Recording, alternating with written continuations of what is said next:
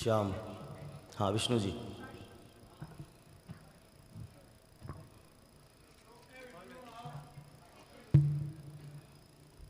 आज आप जिका जी को बैठो पूजा में, मेन मुख्य थे बैठा था आज शिवम जी और थे लोग जो।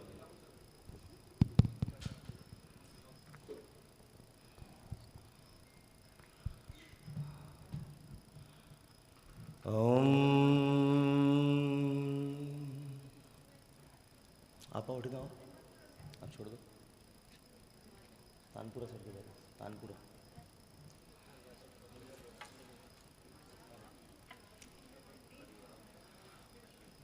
ओम सर दुपट्टो वगैरह खड़ा है।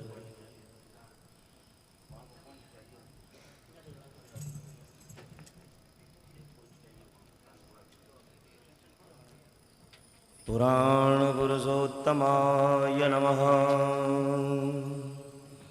ओम वंदे देवयुमापतिं सुरगुरुं वंदे जगत्कारणं वंदे पन्नगभूषणं मृगधरं वंदे पशूनां पतिं वंदे सूर्यशशाङ्कवह्निनयनं वंदे मुकुन्दप्रियं वंदे भक्तजनाश्रयं च वरदं वंदे शिवं शङ्करम्।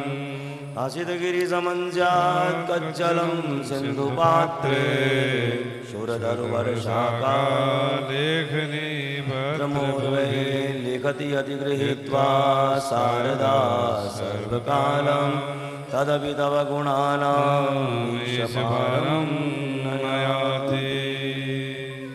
यं बभ्रजन्तमनुपेतमपेतकृत्यं द्वैपायनो विरहकातरानुजाव पुत्रेति तन्मयतया स्तरमोऽभिनेदो स्तं सर्वभूतहृदयं मुनिमानतोऽस्मि। मृत्युञ्जय महादेव त्राहि मां शरणागतं जन्म मृत्यु जराव्याधि पीडितं कर्मबन्धने। व्यासाय विष्णुरूपाय व्यासरूपाय विष्णवे नमो वै ब्रह्मनिधये वासिष्ठाय नमो नमः। सच्चिदानन्दरूपाय विश्वोत्पत्त्यादिहेतवे तापत्रयविनाशाय श्रीकृष्णाय वयं नमः। मूकं करोति वाचालं पंगुं लंघयते गिरिं यत्कृपातमहं वन्दे परमानन्दमाधवम्।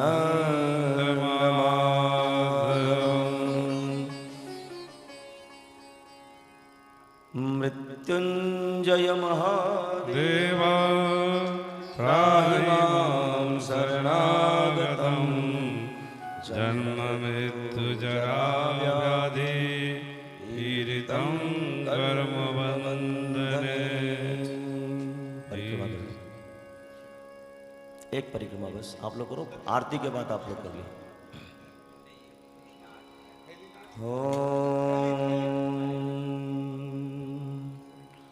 नमः शिवाय। आत्मा त्वं गिरिजामति सहचरा शरीरं गृहं पूजा ते विषयोपभोगरचना निद्रा समाधिस्थिति संचारपदयो प्रदक्षिणविधि स्तोत्राणि सर्ववाङ्गिरो यद्यत्कर्म करोमि तत्तदखिलं शम्भो तवाराधनम्।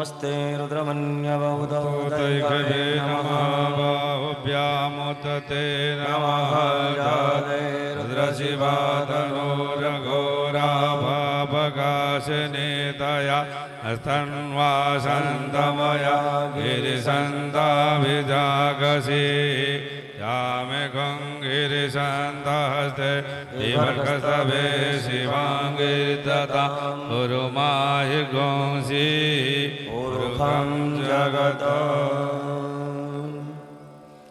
ॐ करचरणकृतं वा कायजं कर्मजं वा श्रवणनयनजं वा मानसं वा परागं विहितमविहितं वा सर्वमेतत्क्षमस्व जय जय करुणाब्धे श्रीमहादेव शम्भो जय जय करुणाब्धे श्रीमहादेव शम्भो।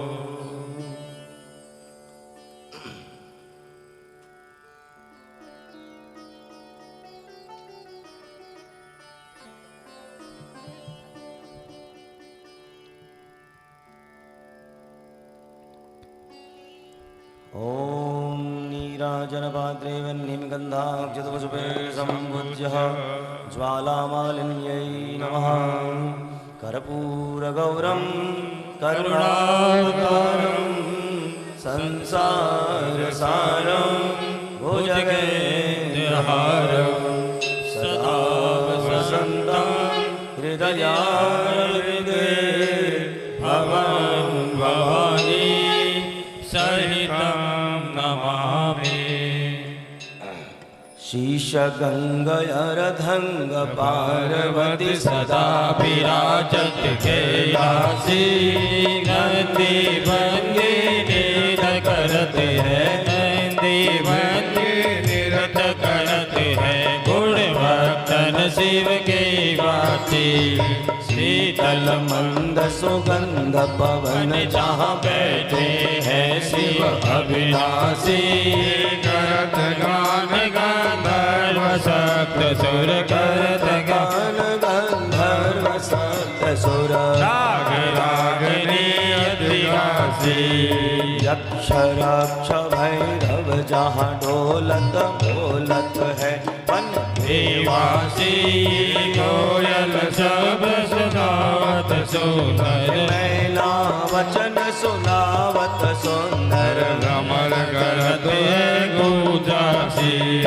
अल्पतुमय रूपारि जात तरु लाग रहे हैं रक्षासी कामधेनु कोटिक जहाँ डोलत कामधेनु कोटिक जहाँ डोलत करत फिरत है भिक्षासी सूर्यकांत सम पार्वती शोभित चंद्रकांत भव वासी चहुपुर दुरित फलत रहत है चहुपुर दुरित फलत रहत है पुष्प चढ़त है वर्षासी देव मुनि जन भीड़ पड़त है निगम रहत जोहित गासी ब्रह्मा विष्णु को ध्यान धरत है बाबा भोले को ध्यान धरत है अच्युत शिव हमको फरमासे सिद्धि के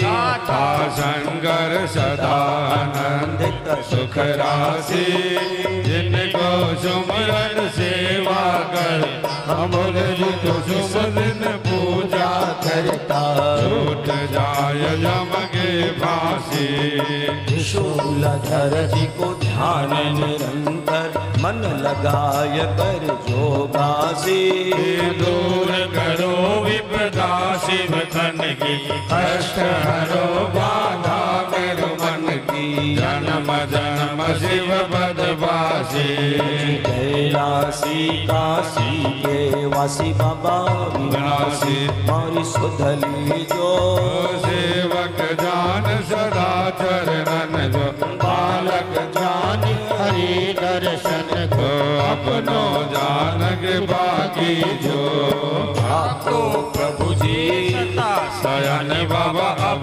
गुण मेरो जगियो सब अपराध क्षमा कर संग निरपराध माफ कर बोले किंकर की विनती सुनियो अभय दान दीजिए प्रभु मोहे सकल सृष्टि के हितकारी भोलेनाथ बाबा भक्त निरंजन विश्वनाथ बाबा सब दुख भंजन भूतनाथ बाबा सब दुख भंजन भव भंजन भव शुभकामी काल हरो हर कष्ट हरो सुख दुख हरो दारिद्र हरो नमामि शंकर भजानि भोले बाबा नमामि शंकर भजानि भोले बाबा हर हर शंकर नाम शरण बम बम भोले शिव शरण गौरी शंकर तव शरण पात्र मध्ये स्थितं तोयं भ्रामितं सर्वोपरि अग्लग्नोपरि केशवोपरि अग्लग्नमस्यानां सर्वं पापं भवति कोटि हत्या विनाशनं सर्वान् पापान् विमोचति छाटाला ज्ञान पाप गया शरीर का छाटाला ज्ञान केसर का नाम लियो परमेश्वर का छाटाला ज्ञान चंदन का नाम लियो रघुनंदन का छाटाला ज्ञान पानी का नाम लियो राधारानी का नाम लेवो शिवरानी का नाम लियो शिवरानी का नाम लेवो शिवरानी का नाम लियो शिवरानी का पात्र मध्ये ओम जलहि शीतलीकरणं पुष्पैः देवादिवन्दनं मातमाभिवन्दनम् आरार्तिकं ग्रहणम् हरि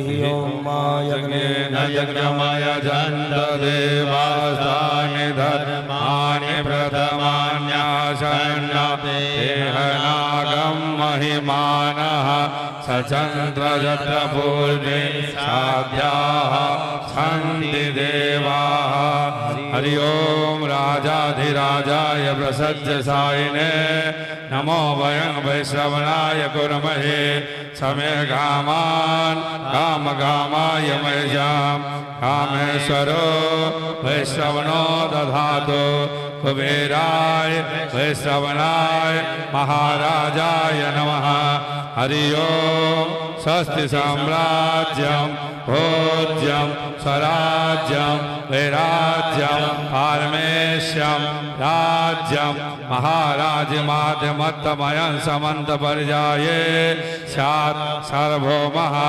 सर्वायुषान्तादापराधात् पृथिव्ये समुद्रपर्यन्ताया एकरादिति ततप्येकश्लोको विगीतो अर्थः परिवेष्टारो अर्थस्यावसंगृहे आवीक्षितस्य कामपे विश्वे देवा सभासते हरि ओम विश्वतश्चक्षुरुत विश्वतो मुखो विश्वतो बाहुरुत विश्वतस्मात् संबाहुव्या नमति संपदत्रे द्यावा भूमि जनयन्त देव एकः हरि ओम एकदन्ताय विद्महे वक्रतुण्डाय धीमहि तन्नो दन्ति प्रचोदयात् हरि ओम कात्यायन्ये च विद्महे कन्याकुमारी च धीमहि तन्नो गौरी प्रचोदयात् हरि ओम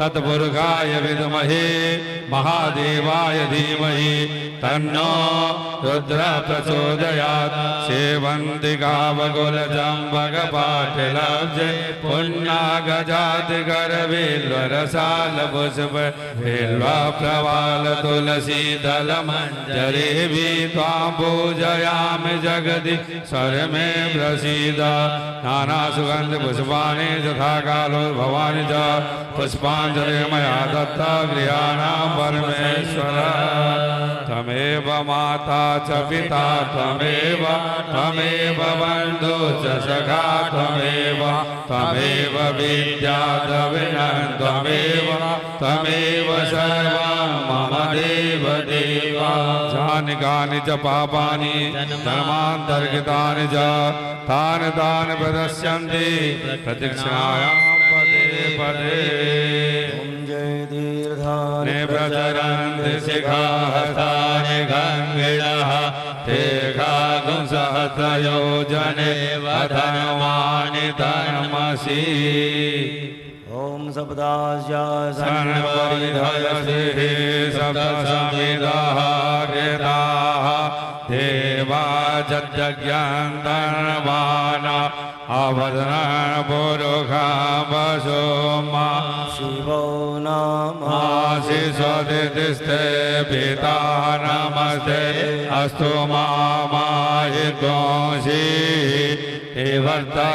वर्तयाम्यायुगे आद्याय प्रजननाय रायसपोखाय सुप्रजास्वाय सुवीर्याय विश्वानि देव सवितर्दुरितानि परा शुभजतभद्रान् तन्न आशुभ हौ शान्तिरान्तरिक्षगं शान्तिः पृथिवी शान्तिरापः शान्तिरोगदयः शान्तिः वनस्पतयः शान्तिर्विश्वे देवाः शान्तिर्ब्रह्म शान्तिः सर्वगं शान्तिः शान्तिरेव शान्तिः सामा शान्तिरेधि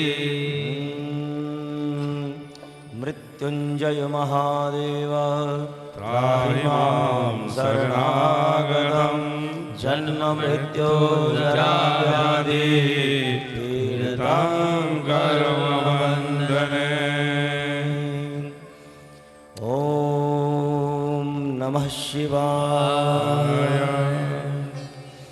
ॐ नमः शिवाय ॐ नमः शिवाय हर हर भोले नमः शिवाय नमः शिवाय ॐ नमः शिवाय हर हर भोले नमः शिवाय नमः शिवाय ॐ नमः शिवाय हर हर भोले नमः शिवाय नमः शिवाय ॐ नमः शिवाय हर हर भोले नमः शिवाय नमः शिवाय ॐ नमः शिवाय हर हर भोले नमः शिवाय नमः शिवाय नमः शिवाय हर हर भोले नमः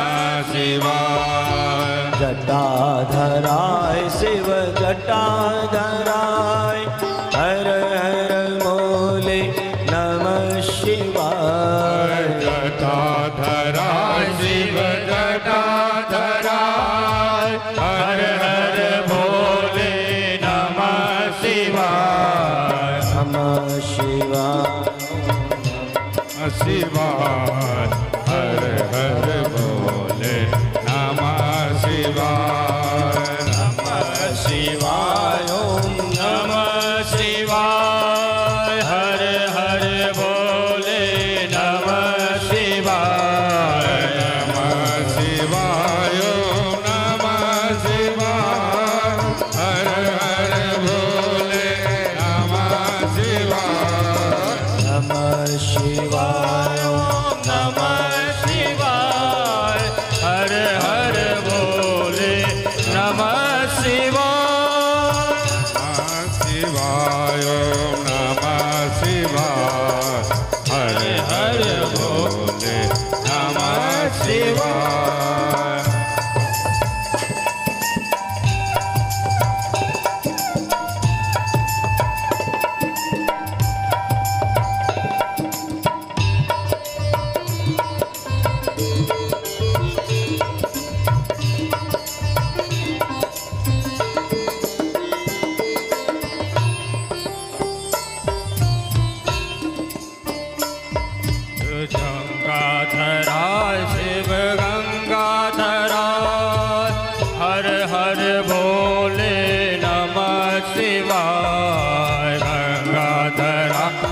शिव जगाधराय हर हर भोले नमः शिवाय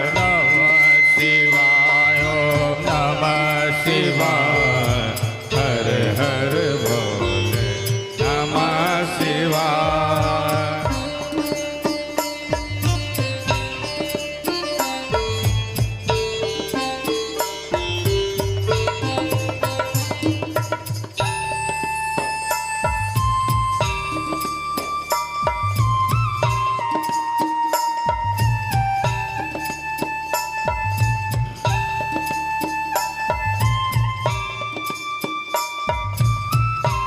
नमः शिवाय ओम नमः शिवाय हर हर भोले नमः शिवाय ओम नमः शिवाय हर हर भोले नमः शिवाय।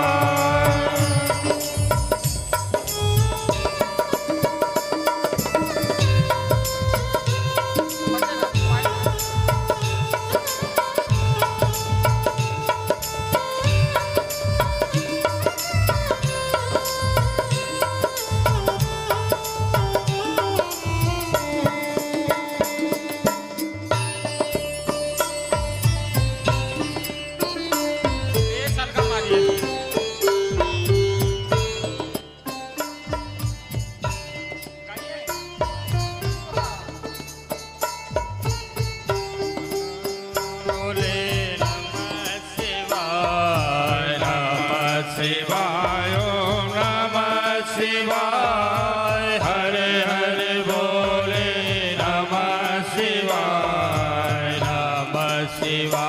ओम नमः शिवाय हर हर भोले नमः शिवाय ओम नमः शिवाय ओम नमः शिवाय हर हर भोले नमः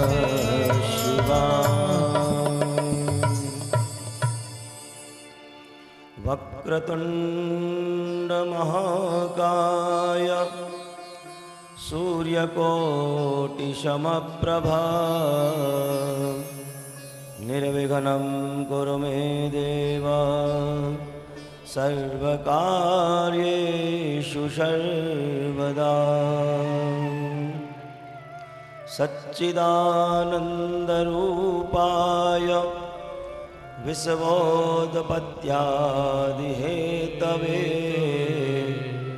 तापत्रयविनाशाय श्रीकृष्णाय वयं नुमः।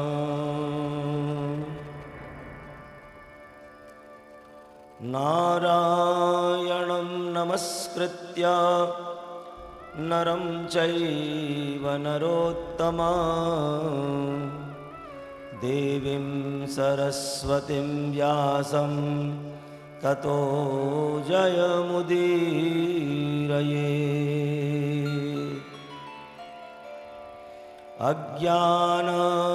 अज्ञानतिमिरान्धस्य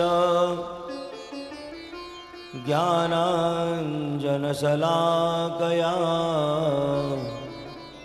चक्षुरुन्मिलितं येन तस्मै श्रीगुरुवे नमः। आत्मा त्वं गिरिजामति सहचरा प्राणा शरीरं गृहं पूजा ते विषयोपभोगरचना निद्रा समाधिस्थिति संचारपदयोः प्रदक्षिणविधिः स्तोत्राणि सर्वाङ्गिरो यद्यत् कर्म करोमि तदखिलं शम्भो तवाराधनम्।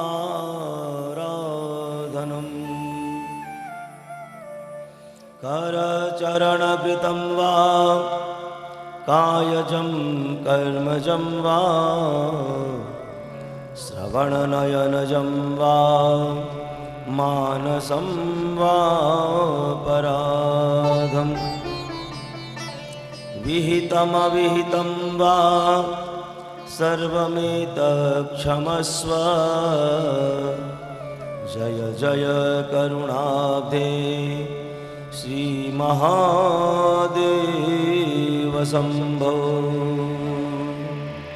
जय जय करुणाब्धे श्री महादेव शंभो। वंदे मंगलराजताद्रिनिलयं वंदे सुराधीश्वरं वंदे शंकरमप्रमेयमतुलं वंदे यमद्वेषिणं वंदे कुण्डलिराजकुण्डलधरं वंदे सहस्रासनं वंदे भक्तजनाश्रयं च वरदं वंदे शिवं शंकरं वंदे शिवं शंकरं। बोले शिव शंकर भगवान की नमः पार्वती पतये हर हर हर महादेव।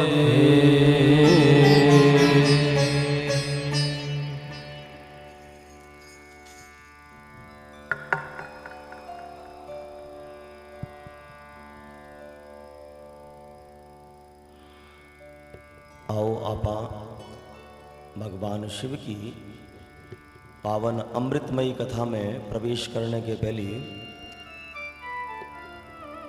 कुछ नाम संकीर्तन करते हुए मन और वाणी ने पवित्र करा। डमरूधरा शशि शेखरा हे शिव शंकरा रामेश्वरा रामेश्वरा। डमरूधरा शशि शेखरा हे शिव शंकरा रामेश्वरा रामेश्वरा। डमरूधरा शशि शेखरा हे शिव शंकरा रामेश्वरा रामेश्वरा।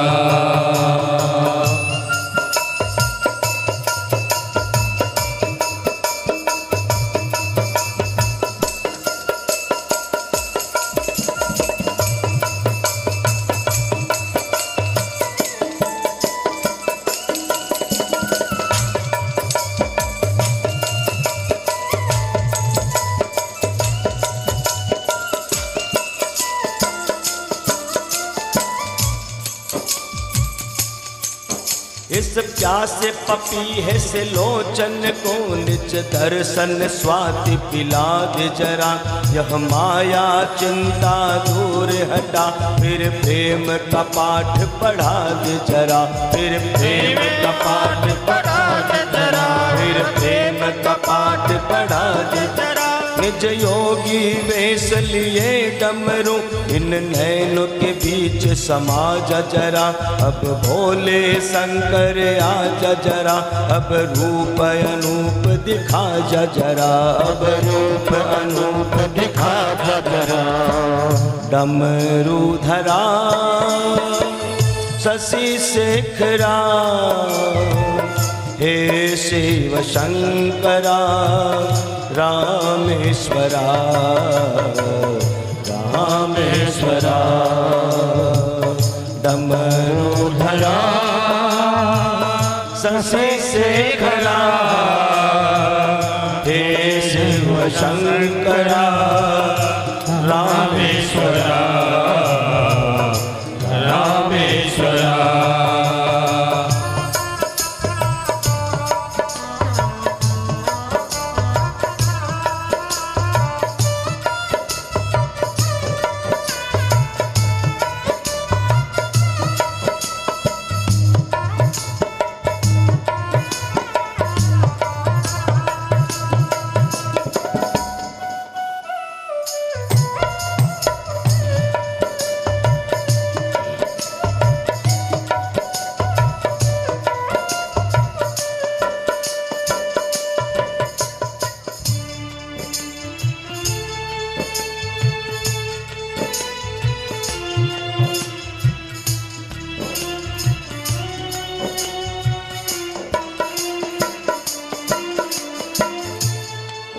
अभी आता ही होगा बोले मेरा बस मार्ग उसी का तका करते।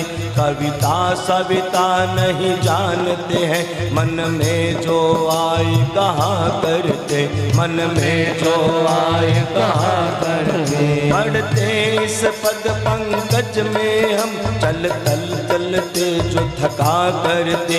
करता संसार दुखी मन को तब ओम शिव किया करते, तब ओम शिव किया करते। डमरू धरा शशि शेखरा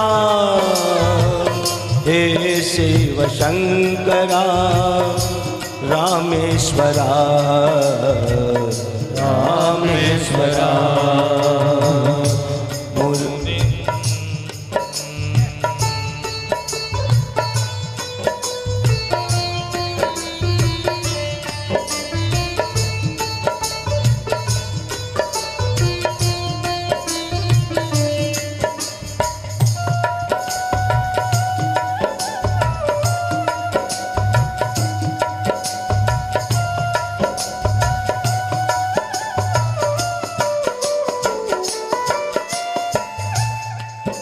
यह प्रेम का सिंधु घटेगा नहीं, तुम नींबू का अर्क मिलाते रहो।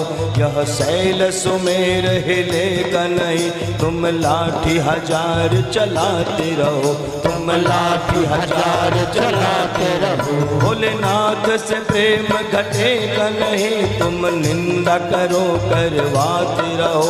कुछ पानी में भेद पड़ेगा नहीं, तुम लाठी हजार चलाते रहो, तुम लाठी हजार चलाते रहो।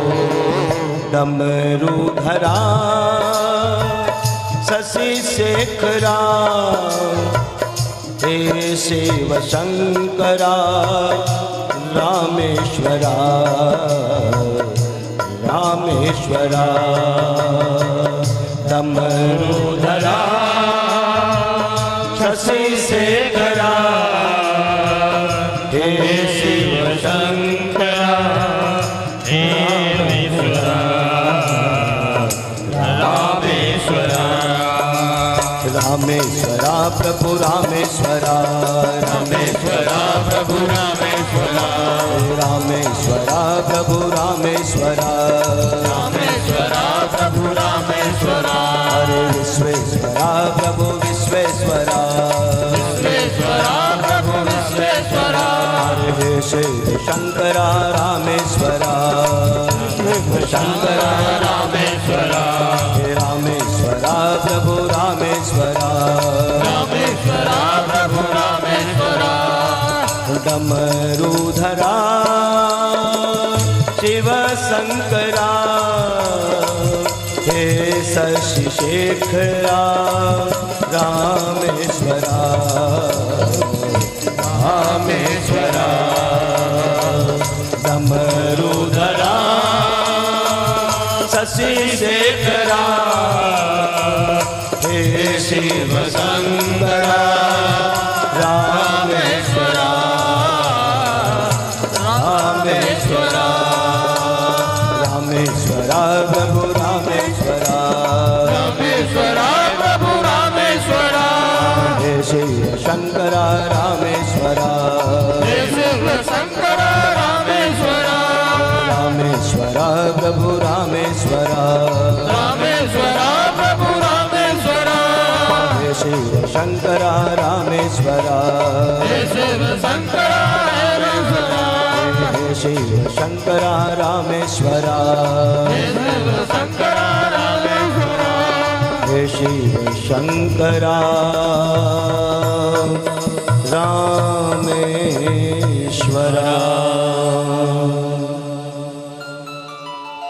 डमरू धरा शशि शेखरा हे शिव शंकरा रामेश्वरा रामेश्वरा।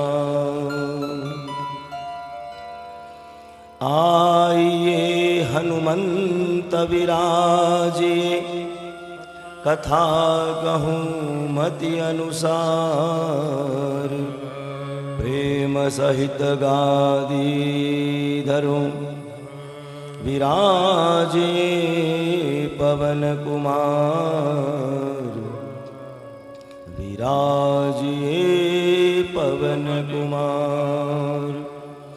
श्रोता बहनों भाइयों विविध रूप बहुनाम, परमेश्वर के भाव से सबको करूं प्रणाम, सबको करूं प्रणाम। बोलिए शिव शंकर भगवान की, पार्वती मैया की, गणेश जी महाराज की, कार्तिक भगवान की, शिव परिवार की, हर हर हर महादेव।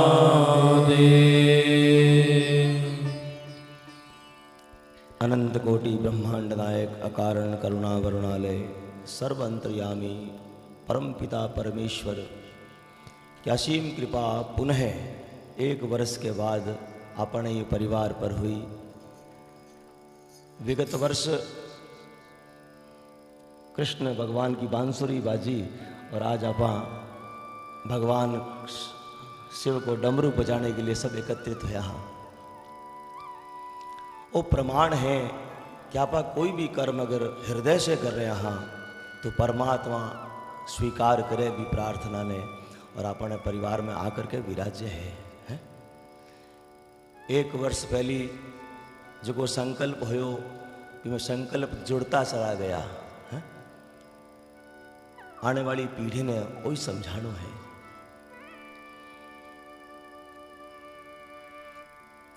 आप जिको काम कर रहे हैं वो काम आने वाली पीढ़ी करसी। कब करसी?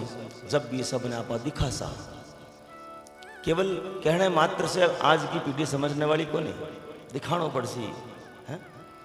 जिका आपा अपना माइता से सीखा आज आपा बिना फलीभूत कर रहे हैं तो आने वाली पीढ़ी भी जरूर करसी। जहाँ माटी में बीज डालने के बाद में भूल जाओ, एक दिन अंकुरित होसी, क्योंकि माटी तो उपजाऊ है ही है तो खून आपनो ही, रक्त तो आपनो ही है। एक लिए निश्चिंत हो जाओ, क्योंकि वो दूसरो प्रमाण परमात्मा दे दियो कि अगर आप हृदय से परमात्मा ने मनावा और एक होने की मानसिकता अगर है अपनी तो वो संकल्प जो है फलीभूत हो जाए महाराज। यही क्रम में आज सुंदर पावन श्रावण मास में परमात्मा भोलेनाथ मुझ सहित ये पूरे केडिया परिवार पर कृपा करी और आप आज ये सुंदर महाशिव पुराण में प्रवेश करने के लिए सब एकत्रित था।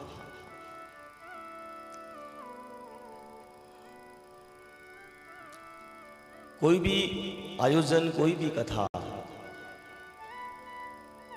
पूर्ण होने के लिए कम से कम 3 कारण बहुत जरूरी है। सबसे पहले शुभ संकल्प करना पड़े और संकल्प मन में उत्पन्न हुए। मन बड़ो दुष्ट है। एक समय के अंदर ही संकल्प हुए कि आप खूब सुंदर काम करा, इतने ही पाछो विकल्प आ जावे, आते ही वो काम भी यही रह जावे। अच्छा देखो बैठती फिर मारवाड़ी में शुरू हुई मैं, हिंदी में करा कि मारवाड़ी में करा? हाँ नहीं थाने तो ठीक है, बाकी पूछ लो। हाँ?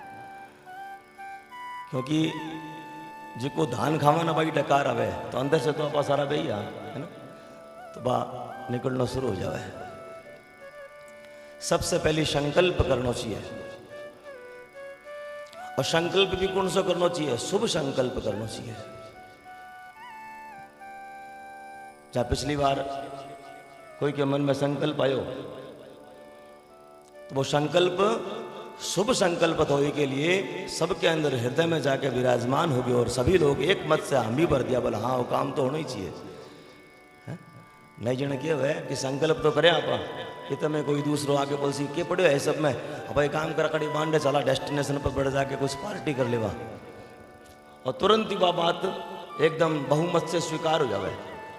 क्योंकि अच्छो काम जी को है वो जल्दी से फलीभूत को नहीं वे, परमात्मा परीक्षा ले वे। इसके लिए शास्त्र बोले शुभस्य शीघ्रम, शुभ काम की अगर मन में विचार आया है आपके तो तुरंत कर लो उसे, क्योंकि पता नहीं दूसरे क्षण विकल्प आ जाएगा और वो छूट जाएगा। तो शुभ संकल्प हो। अब बताओ खाली संकल्प करने मात्र से काम हो जाएगा? कब से लगेड़ा बताओ? 6 महीना पहले से लगेड़ा है, किया करसी इकट्ठा करसा, कितना लोग आसी, अड़ तक कौन कौन सी ड्रेस पहर सा है, रात भर से लगेड़ा देखो सामने बैठा है, कौन सी पगड़ी को कलर होगो। तो खाली संकल्प करने मात्र से भी काम हुआ को नहीं। ये करना पड़सी जो आप सब कर रहे हैं, पुरुषार्थ करना पड़सी, कर्म करना पड़सी, वो भी एकदम हृदय से करना पड़सी। ऊपर के मन से करो तो काम किसो को नहीं है। आप भव्यता दिव्यता कब हुए? जब हृदय से आप चावा कि हाँ काम सुंदर होना चाहिए। थे कोई कॉन्सेप्ट कोई ने दो, वो मना कर देवे तो मन टूट जाए ना। सब लोग हाँ हाँ हाँ बढ़ता गया तो वो भव्यता दिव्यता दिख रही है सामने आ जाए। तो पुरुषार्थ करना पड़सी, दूसरों विशेष कारण तब काम हुए। लेकिन है 2 काम भी खूब मन से खूब चित्त से कर लिया आपा, लेकिन अगर तीसरो नहीं हुए तो आयोजन को नहीं हो पावे। वो तीसरो है भगवान शिव की कृपा, भगवान नारायण की कृपा। ये परमेश्वर की कृपा जब तक नहीं हुई तब तक काम फलीभूत को नहीं हुए। जब तक परमात्मा को अनुग्रह नहीं हुई तब तक थारो संकल्प भी करड़ो रह जसी, थारो थारी मेहनत भी करड़ी रह जसी, लेकिन वो काम हुआ को नहीं। लेकिन अठे आपने ये कथा में तो तीनों काम फलीभूत हो गया। संकल्प शुभ थो भी के हिसाब से मेहनत भी बिसी, पुरुषार्थ भी बिसो करे आपा, और आज भगवान की सुंदर कृपा ही परिवार पर है। आपा सभी कथा में प्रवेश कर चुके हैं। बोली शिव शंकर भगवान की। अष्टादश पुराणेषु व्यासस्य वचनं द्वयं, परोपकार पुण्याय पापाय परपीडनम। 18 पुराण बना करके व्यास जी महाराज भी को सार निकाल दियो एक श्लोक में। परोपकार पुण्याय पापाय परपीडनम। संकल्प तो वो होना चाहिए जिसके में परोपकार की भावना हुए, और परोपकार पहले खुद से आरंभ हुए। पहले आत्म कल्याण, पश्चात परिवार को कल्याण, पश्चात फिर समाज को कल्याण, पश्चात फिर भी राज्य को कल्याण, पश्चात राष्ट्र को कल्याण, बाद में आवे नंबर। तो आपा तो खुद को कल्याण के सके, आज परिवार के कल्याण के लिए बैठा। हाँ तो परोपकार की भावना है अपने अंदर, इसे बड़ो पुण्य हो ही को नहीं सके। परोपकार पुण्याय और पापाय परपीडनम। कोई ने भी मन से वचन से कर्म से पीड़ा नहीं पूगे, वो ध्यान रखना है अपन 9 दिन तक विशेष रूप से। आजकल हाथ तो उठे को नहीं, अजीब ही उठे और ऐसी उठे बस पूछो मत। इसके लिए ध्यान रखना है कम से कम 9 दिन तक मन वचन और कर्म से कोई ने पीड़ा नहीं पूग जावे। आपा ही तो बैठा, सब घरवाली तो बैठा, कोई ना ऊँची बात मुझसे नहीं निकले। परमात्मा से शिव से प्रार्थना करो, परमात्मा मेरी जुबान पे सरस्वती ने बैठा दिया, बस मैं सबसे मीठी मीठी बात करूं, है ऐसी कृपा कर दिया नारायण। क्योंकि पतो को नहीं कौन से रूप में कौन कठे से आयो है, कौन को अपराध हुए। आजकल बोले और को नहीं कोई मन मन में रख ले कि ठीक है अब कथा होने दो बाद में बात कर सा। हाँ तो वो काम नहीं होना चाहिए। जहाँ जहाँ एक साल बाद फिर बैठा हो जुड़ है, फिर हमेशा पूरे साल भर आनंद होते रहे परिवार में। इसके लिए मन वचन कर्म से कभी भी परोपकार की भावना थी, के लिए पुण्य अर्जित हो। अपाड़े बैठा हाँ इसके लिए पर पीड़ा से पाप नहीं कर ले वहाँ पा, इनको ध्यान रखना है। और परिवार के अलावा भी अपना खूब सहयोगी लोग है, भी सहयोगी के सागे भी अपने कभी भी दुर्व्यवहार नहीं करना है कम से कम 9 दिन। और 9 दिन तक अगर वो अपनो व्यवहार बन गयो तो फिर जीवन पर्यंत वही व्यवहार रहसी अपन। परोपकार की भावना से ही कथा में बैठना चाहिए। अब कथा में प्रवेश करने के पहले सुंदर एक दृष्टांत सुनता हुआ आपा प्रवेश करा कि पता नहीं किस रूप में नारायण हमारे इस कथा में आ जाएगा। हाँ? एक कस्बो हो, एक भी कस्बे में एक किसान रहो करतो।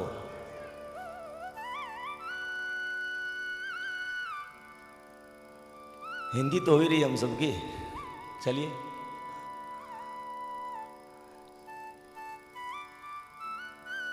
एक कस्बा था जहां पर एक किसान रहा करता था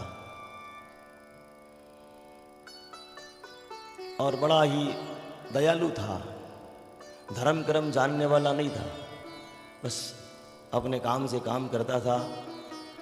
एक दिन की बात, चतुर्मास लगा और कोई संत पधारे।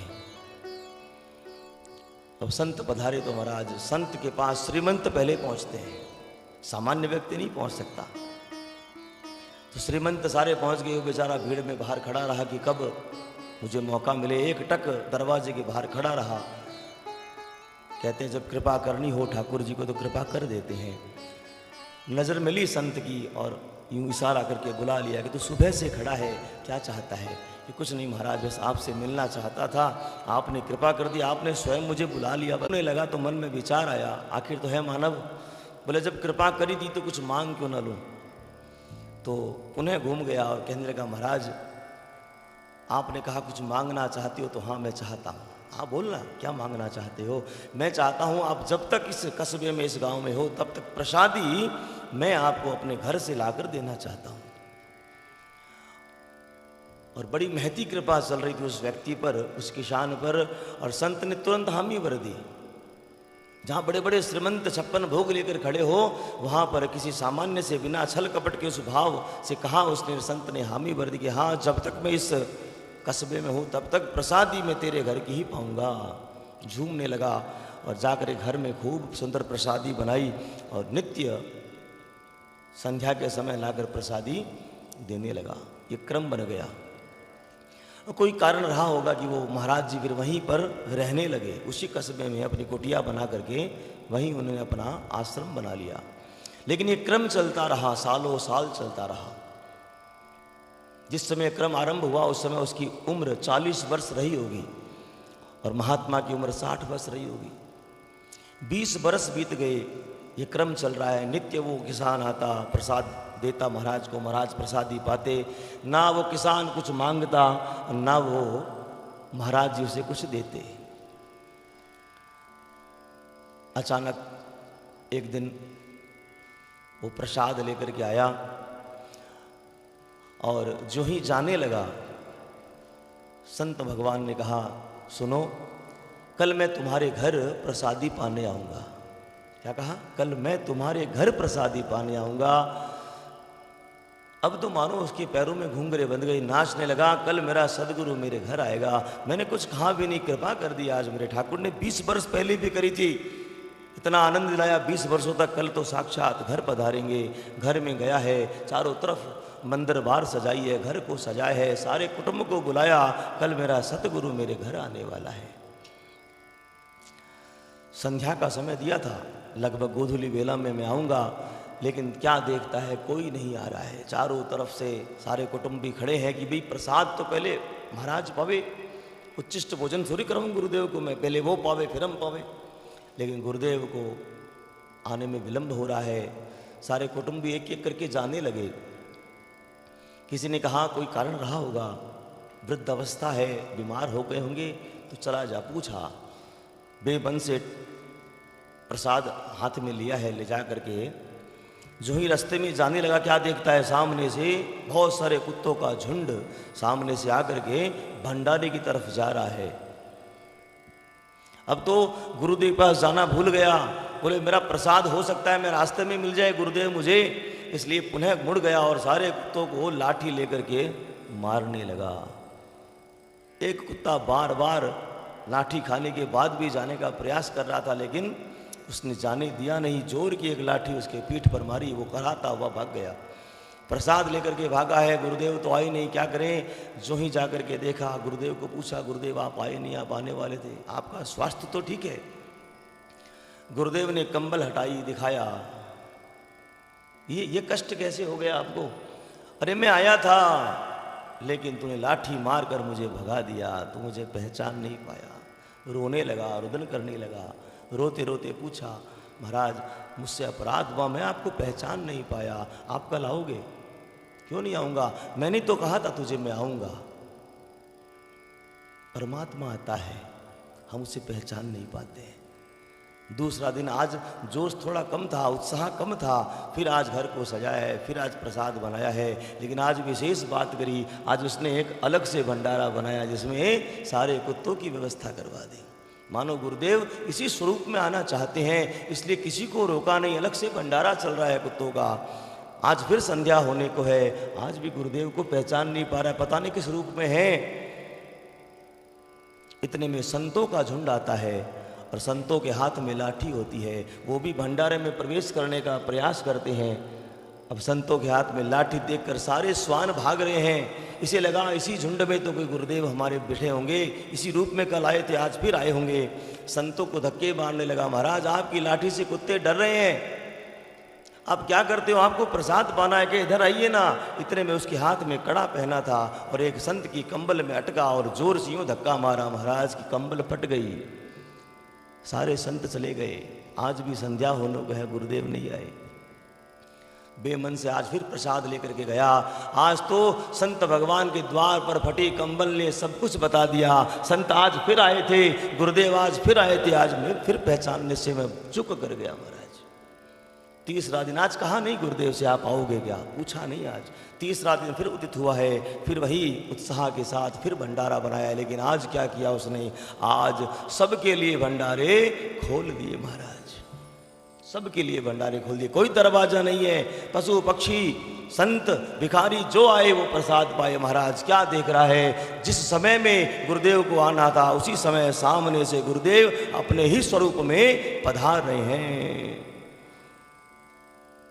दरवाजे खोलो तो सही है, हम तो अपने घर के दरवाजे नहीं खोल पाते हैं, हृदय के दरवाजे भी खोलने पड़ेंगे। मेरे शिव आएंगे, मेरा ठाकुर आएगा, दरवाजे खोलने पड़ेंगे आपको। हाँ, हमारी कल्पनाओं से परे आता है। हम सोचते वो डमरू लेकर के जटा जूट पहन करके बागंबर धारण करके आएगा।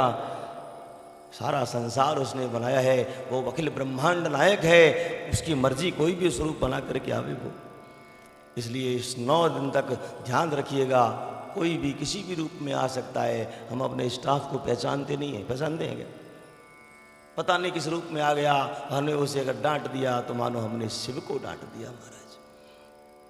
बोले शिव शंकर भगवान की जय। हर हर हर महादेव।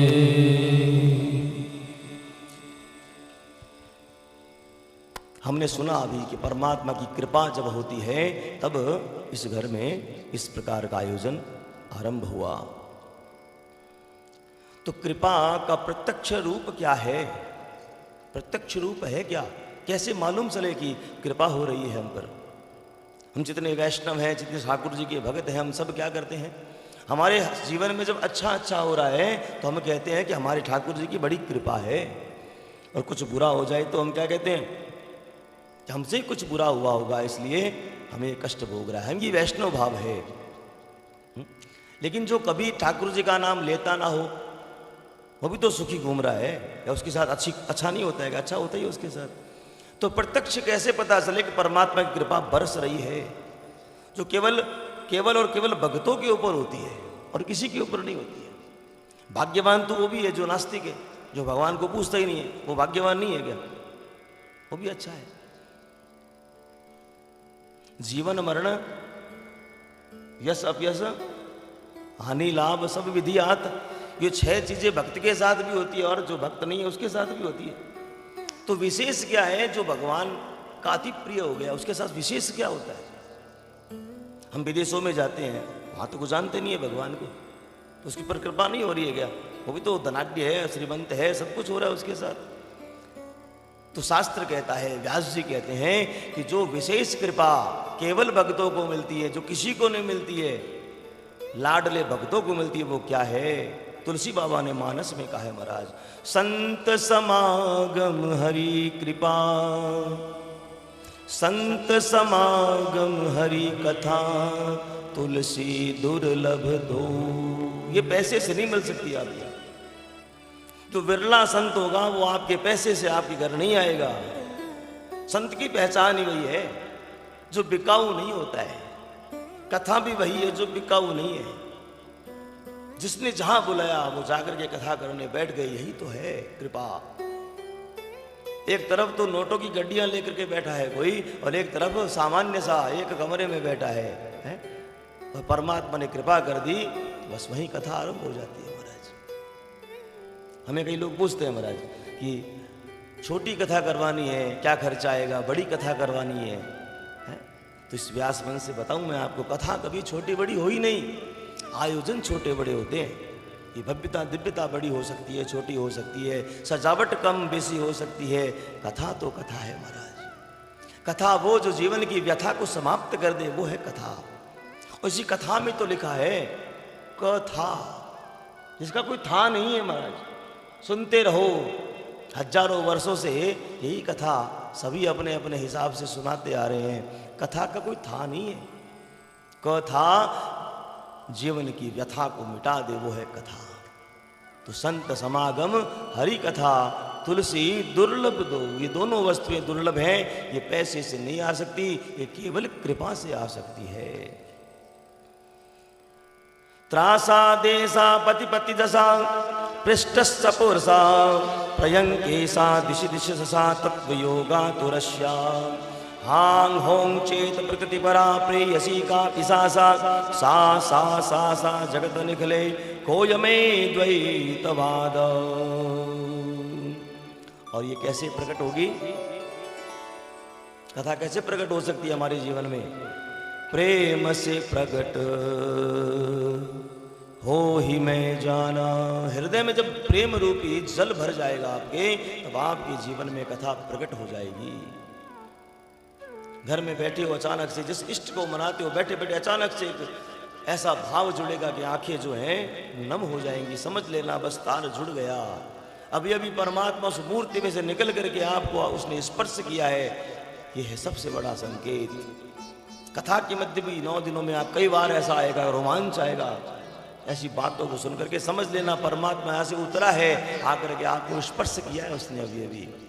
ये सबसे बड़ा संकेत है। ये कब होगा? जब हमारा हृदय 6 चीजों से हट जाएगा। कौन कौन सी? काम से, क्रोध से, मद से, लोभ से और मत्सरता। ये सबसे बड़ी चीज। याद है ना, 1 वर्ष हो गया। ये मत्सरता जब तक रहेगी परमात्मा नहीं आ सकता, क्योंकि प्रेम गली अति संकरी या में 2 न समाए। और आपने 6 को बैठा रखा है। वो बड़ा रईस है मेरा ठाकुर, वो अकेला बैठना चाहता है। कई बच्चे होते हैं ना, नहीं ये मेरा ही कमरा है। तो हमारा ठाकुर ब्रह्म भी अकेला है, वो अकेला रहना चाहता है। ये कहता है या तो मैं रहूंगा या तू किसी और को रख ले। काम, क्रोध, मद, लोभ, मोह, मत्सरता को हटाना पड़ेगा। और ये हटते हैं, ऐसी बात नहीं है। रुई जैसे ही तो है। रुई का बड़ा गुच्छा ले लो आप, उसमें 1 बूंद पानी डालो महाराज, फुस हो जाएगा। वो जल क्या है? वो प्रेम का जल है। वो जल जब हृदय में से प्रस्फुटित होगा महाराज, तो सारे विकार निकल जाएंगे और आंखों के माध्यम से वो सारे विकार उतर जाएंगे महाराज। निकलते भी हैं, लेकिन हम तो दुख के रूप में रोते हैं महाराज। रोते तो ही हैं। परमात्मा कहते हैं मेरे सामने आकर रो, संसार के सामने कभी रोने नहीं दूंगा। 4 हाथ वाले के आगे रोना, 2 हाथ वाले तो वो भी उसी से मांग रहा है, आप भी उसी से मांग लेना। फिर उससे क्या मांगना है? क्योंकि ये लक्ष्मी केवल और केवल नारायण की है, और ये शक्ति केवल और केवल भोलेनाथ की है और किसी की नहीं है। और धन से बड़ी शक्ति नहीं है महाराज। इसलिए शक्ति तो दोनों में है। हमारे नारायण के साथ भी शक्ति है और भोले के साथ भी शक्ति है। इसलिए जीवन में आनंद लेना हो तो परमात्मा को हृदय में उतारना होगा। लक्ष्मी भी आएगी और शक्ति भी आएगी। और लक्ष्मी आ गई तो शक्ति अपने आप आ जाएगी। नहीं आएगी क्या? रिमोट हाथ में आ जाएगा, फिर बैठे बैठे जो मर्जी कराओ। क्यों भाई जी? धन बल सबसे बड़ा बल बताया जीवन में। सुनेंगे हम कथा के माध्यम से। कल से कथा में प्रवेश कर रहे हैं। अभी तो धन से बड़ा बल नहीं है कोई। पहलवान भी आपके सामने घुटने टेक देगा जब आप गड्डियां चमकाओगे ना, बोले हार गया दे दे भैया। धन से बड़ा बल नहीं है महाराज। इसलिए परमात्मा को हृदय में उतारिए, आपको जो चाहिए सब मिलेगा। और हम जिस भगवान शिव की कथा को सुनने के लिए बैठे हैं वो तो हमारी इसी धरा पर विराजमान है। ब्रह्मा तो ब्रह्मलोक में बैठे हैं, नारायण क्षीर सागर में नीचे बैठे हैं, लेकिन हमारे शिव इसी धरा पर कैलाश पर बैठे हैं महाराज, हमारे साथ बैठे हैं। और इतने देवी देवता हैं, हमने भागवत में सुनी, सभी देवताओं की कथा सुनी। परिवार किसी का है तो वो मेरे भोलेनाथ का है, किसी का नहीं है। वो भी बड़ा पूरा परिवार है। हम इसमें गणेश जी के परिवार की भी आगे कथा सुनेंगे। गणेश जी के भी एक पुत्र पौत्र आदि हुए महाराज, आमोद प्रमोद, सारे जो आज हमारे परिवारों में से काफूर हो चुके हैं। हंसी मजाक समाप्त है। इस परिवार में को देखने को मिला, पिछली बार भी मिला, आज भी मिला मुझे। हंसी मजाक आनंद होना चाहिए, अटखेलियां देवर भाभी की होनी चाहिए। समाप्त हो रहा है। एक ही परिवार में, एक ही मकान में, एक ही फ्लैट में बैठ के व्हाट्सएप से बुलाते एक दूसरे को। बताइए कहाँ गया हमारा वो प्रेम। हम सब राजस्थान से जब आए थे, सब्जियां आदान प्रदान होती थी एक दूसरे की, भले हम अलग रहें, ये आनंद बना रहे कि शिव परिवार की कथा जब सुनेंगे तो आनंद हो जाएगा महाराज। शिव की झांकी हमें संदेश देती है। शिव बैठे बैठे मानो हमें समझा रहे हैं, सिखा रहे हैं, शिक्षा दे रहे हैं कि देखो मैं कैसे बैठा हूँ। अगर आपको भी अपने परिवार को शिव परिवार बनाना है तो आपको शिव बनना पड़ेगा। शिव नाम, शिव शब्द का अर्थ क्या है? शिव शब्द का अर्थ है कल्याण। परिवार का मुखिया अपने परिवार का कल्याण जब चाहने लग जाएगा तो परिवार एक माला के सूत्र में बंध जाएगा महाराज। हमारे इस परिवार की बात नहीं है, अन्य परिवारों में परमात्मा भेजता है। देखते हैं परिवार का मुखिया ही बदमाश है, वो चाहता ही नहीं कि साथ में रहो। शिव बनना पड़ेगा तो आपका परिवार भी शिव परिवार बन जाएगा महाराज। संत समागम हरि कथा तुलसी दुर्लभ दो महाराज। और जिस भगवान शिव की कथा को हम सुनने जा रहे हैं, जितनी भी कथाएं हैं, वो रामचरितमानस हो, चाहे भागवत हो, चाहे और जितने ग्रंथ हो, सबको किसने कहा है? पार्वत्युवाच। पार्वती पूछती है, शिव भगवान कथा कहते हैं। और शिव पुराण भी ऐसा ही है। स्वयं श्री भगवान शिव ने ही अपने ही मुखारबिंद से व्यास जी को बताया है, अपनी ही सारी लीला। हम सुनेंगे जब हमारा परसों विवाह जब आएगा।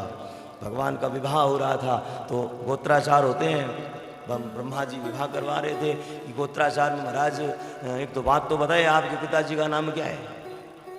तो बता दिया ब्रह्मा। क्या आपके दादाजी का नाम क्या? बोले विष्णु।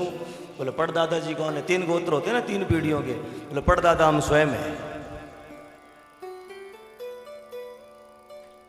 परमात्मा जो शिव है वो स्वयं जो है सब कुछ करने वाले हैं। ये तो लीलाएं हैं परमात्मा की। तो भगवान की जटाओं में गंगा है। क्या है? जटाओं में गंगा है। एक गंगा वो बह रही है और एक भगवान के मुखारबिंद से गंगा बह रही है, वो है कथा गंगा। पहले उस गंगा की बात करते हैं जो भगवान ने अपने सर पर बांध रखी है, उस गंगा की बात करते हैं। वो भी कोई सामान्य नहीं है। कहाँ से निकली है वो? नारायण के शरण कमल से निकली है महाराज। और बड़े बड़े जो शिव ब्रंची, जो बड़े बड़े ऋषि मुनि हैं, वो भी उसकी महिमा गाते हैं महाराज। इसलिए सामान्य नहीं है। कहते हैं उसकी स्पर्श की भी हवा भी हमें स्पर्श कर जावे तो भी हमारा कल्याण हो जाए। आप अपने घर में बैठ के स्नान कर रहे हो और हे गंगे गंगे चमनी चैवा गोदावरी सरस्वती आपने कहा, गंगा आपकी उसी बाल्टी में आ गई। ऐसा भाव है, उसमें भी आपका कल्याण हो। गंगा नाम लेने मात्र से कल्याण होता है। और स्नान कर ले तो कहनी क्या है, ऐसी महिमा है उस गंगा की। लेकिन वो गंगा हमारे घर में नहीं आ सकती, है ना। दोनों को अगर हम तुलनात्मक इसका तथ्यात्मक इसका वर्णन किया जाए तो वो गंगा है तो बड़ी महिमा, क्योंकि ठाकुर जी के चरणों से निकली है और भगवान शिव ने अपने सर पर धारण करी है। सामान्य चीज थोड़ी है। हम भी अब सामान्य लोग हैं, वो भी कोई भी वस्तु धारण करते हैं तो बड़ी विशेष हो तभी तो माथे में धारण करते हैं। तो गंगा का विशेष महत्व है। लेकिन वो हमारे घर में नहीं आ सकती है। उस गंगा में स्नान करने के नियम है। अगर आपको तैरना नहीं आता है तो, और अधिक गहरे उतर गए तो गए। हाँ? तैरना नहीं आए तो वो डुबा लेगी, अपने अंदर ही समाहित कर लेगी। और दोपहर के समय, रात्रि के समय गंगा में स्नान करना निषिद्ध है, उसके नियम है। अब इस गंगा की बात करें जो भगवान शिव के मुखारबिंद से निकली है, इस गंगा का कोई नियम नहीं है। उस गंगा में तो स्नान करने जाना पड़ेगा आपको घाट तक, सारी व्यवस्था लेकर के, लेकिन ये गंगा आपके घर में आ जाएगी। यही नहीं, देश विदेश भी जाती है, जहां बुलाते वहां ये गंगा चली जाती है महाराज। और इस गंगा में नहाने का कोई नियम भी नहीं है, जितना नहाओ उतना पुण्य है। 1 घंटे कथा सुनी तो भी आनंद है, 2 सुनी तो भी आनंद है। और आजकल तो ये माध्यम आपके साथ है, तो जब मर्जी उसी समय खोलो और उसी समय सुन लो महाराज। तो देखा जाए तो महिमा तो कम नहीं है गंगा की, लेकिन ये जो कथा गंगा है इसकी महिमा विशेष लगती है, क्योंकि ये सुलभ है। तो ये परमात्मा कि त्रिवेणी का संगम बताया गया है कथा को, कि परमात्मा के मुखारबिंद से निकलती है महाराज, और जब हम तक पहुंचती है तो क्या हो जाती है, निकली तो गंगा, मुखारबिंद से निकली तो गंगा, और हम तक पहुंची, हमने क्या किया, इसका पान किया तो यमुना, और बीच में जो ज्ञान बरस रहा है दोनों के बीच में, वो क्या है, सरस्वती। जो दिखता नहीं है उसे धारण करना है, उसका ध्यान करना है। सरस्वती नहीं दिखती है ना, लुप्त हो गई है, वैसे ही ध्यान करते ही वो सरस्वती का ध्यान हो गया। ये कथा भी त्रिवेणी का संगम है। जब भगवान शिव के मुखारबिंद से निकली तो गंगा, हम तक पहुंची तो यमुना, और बीच में जो ज्ञान बह रहा है, जो अदृश्य है, वो है सरस्वती। बोलिए शिव शंकर भगवान की जय हो। सच्चिदानंद रूपाय विश्वोत्पत्त्यादि हेतवे तापत्रय विनाशाय श्री शिवाय वयं नुमः। श्री शिवाय वयं नुमः। हे सूत महाप्राज्ञ सर्वसिद्धांत विप्रभो, आख्याहि मे कथा सारम पुराणानां विशेषतः। ये बात है द्वापर के अंत की और कलिकाल के आरंभ की। सारे ऋषि जितने थे संसार के, सारे इकट्ठे हो गए, जैसे हम इकट्ठे हुए आज, सब अलग अलग जगह रहते हैं। तो सारे सन्यासी संसारी इकट्ठे हुए तो स्वार्थ की बात करें, है ना। हम सब इकट्ठे होते तो क्या बात करते हैं, स्वार्थ की बात करते हैं, अपनी अपनी बात बताते हैं सबको, है? लेकिन सन्यासी इकट्ठे हुए महाराज तो परमार्थ की बात करें। सारे एक से एक प्रकांड विद्वान त्रिकालज्ञ आपस में चर्चा करने के लिए कहाँ इकट्ठे हुए, नैमिषारण्य में इकट्ठा हुए महाराज। नैमिषारण्य का मतलब एक तो क्षेत्र है, तीर्थ क्षेत्र है ऐसी भारतवर्ष में, गए होंगे आप सभी। दूसरा इसका भावार्थ क्या है, निमिष कहते हैं सेकंड के तीसरे भाग को, जिस भाग में हमारी पलकें झपकती हैं। इतनी तीव्र गति से पलकें झपकती है हमारी के, सेकंड का तीसरा भाग, 0.3 कर लो उसको आप, गणित तज्ञ समझेंगे मेरी बात को। उस क्षण में, उस समय में हमारा मन जो है इधर उधर भटकता है, इतना तेज भागता है ये मन। निमिष समझ में, जैसे सेकंड होता है ना, हमने लास्ट सेकंड समझा है, घंटा मिनट और सेकंड, है ना। लेकिन हमारे शास्त्रों में इससे भी नीचे, निमिष से भी नीचे, लव और भी नीचे। समय की गणना तो प्रकाश वर्ष से करते हैं ना, कितने वर्ष समय में सूर्य का प्रकाश हमारे धरती तक पहुंचता है, उतनी कैलकुलेशन हमारे इस पुराणों में है। हम निमिष की बात करते हैं, तो ये तो निमिष बात हो गई। निमिष मतलब सेकंड का तीसरा भाग। अरण्य कहते हैं जंगल को, अरण्य मतलब जंगल।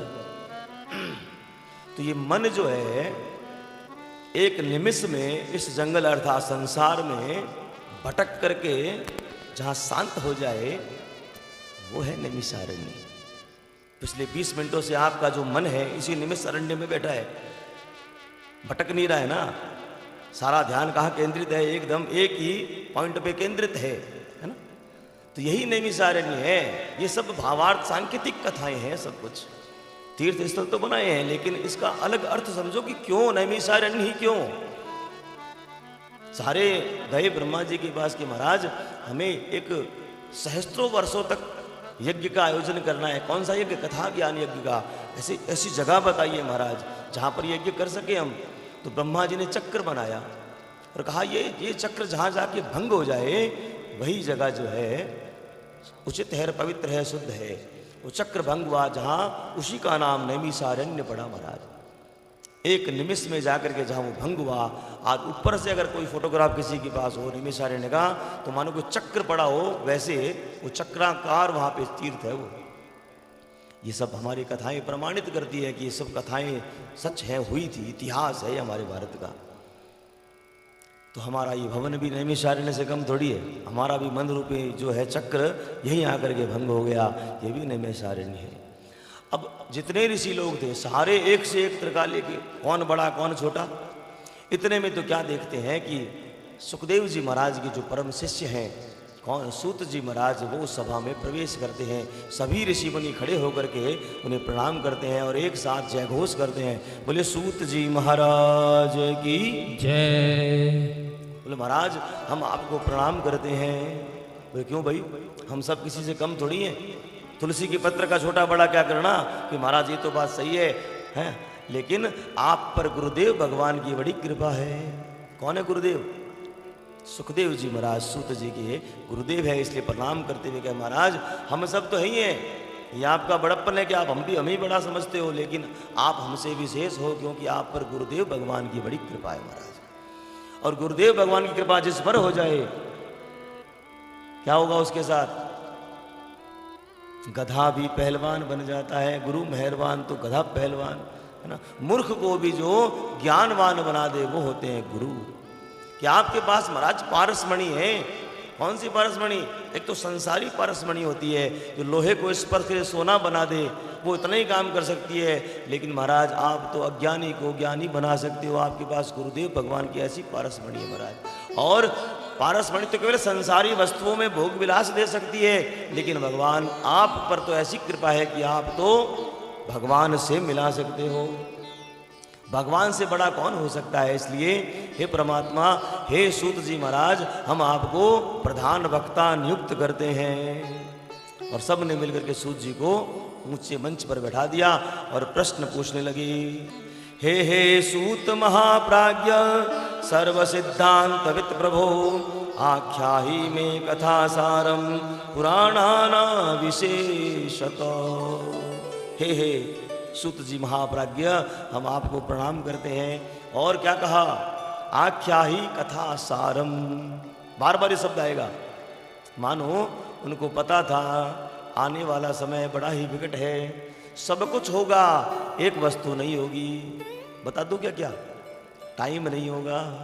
किसी को पूछ लीजिए, बोले टाइम नहीं है महाराज। बोले कथा में क्यों नहीं? बोले समय को नहीं भाई जी के बाद 4 घंटा के टाइम दूसरों काम कर सना, समय को नहीं तो मेरे घर।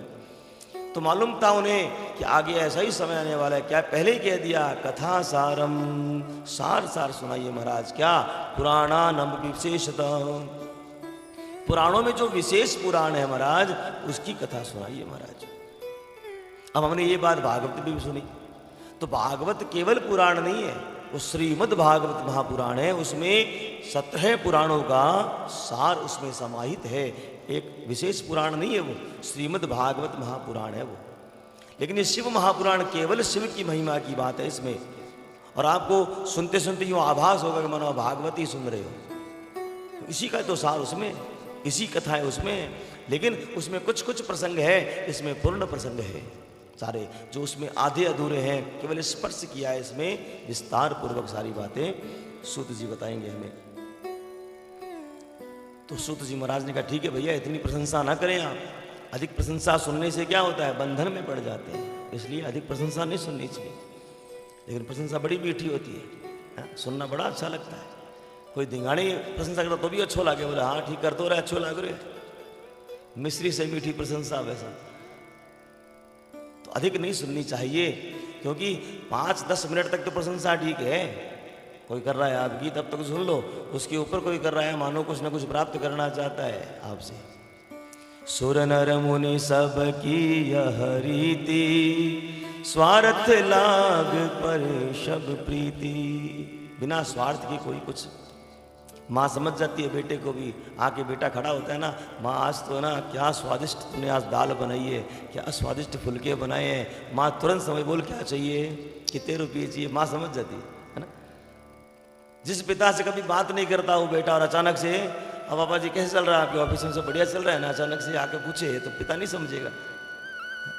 तो ध्यान रखो, प्रशंसा अधिक नहीं सुननी चाहिए, क्योंकि कुछ ना कुछ घाटा ही हो जाएगा आपको। तो सूत जी महाराज ने कहा महाराज ठीक है, अब अधिक प्रशंसा नहीं, आप क्या जानना चाहते हो मुझे।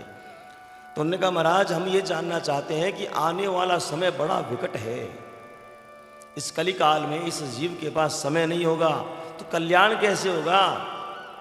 हम सबका ये दायित्व है कि हम सब ऋषि हैं, हम सबका दायित्व है कि ऐसा कोई सुंदर उपाय बताएं इस जीवों को, ताकि कम समय में भी इनका कल्याण हो जाए। महाराज सन्यासी जब बैठते हैं तो परमार्थ की बात करते हैं, उन्हें कोई स्वार्थ नहीं था, वो तो अपने आप कल्याण कर ही सकते थे, लेकिन फिर भी हमारे लिए उन्होंने सुंदर ऐसे प्रश्नों का भंडार खोल के रख दिया सूत जी के सामने, और पूछने लगे महाराज आप तो कृपा करो और ऐसे उपाय बताओ, छोटे छोटे उपाय जिससे जीव जो है। उन्होंने कहा महाराज ऐसा है कि ये जो बात आपने पूछी है यही बात हमारे गुरुदेव ने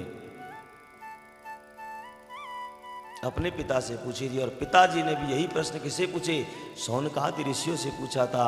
जो बात सौनकादि ऋषियों को भगवान शिव ने बताई थी वही बात मैं आपको जितनी मैं समझ पाया हूं उतनी मैं आपको बताऊंगा।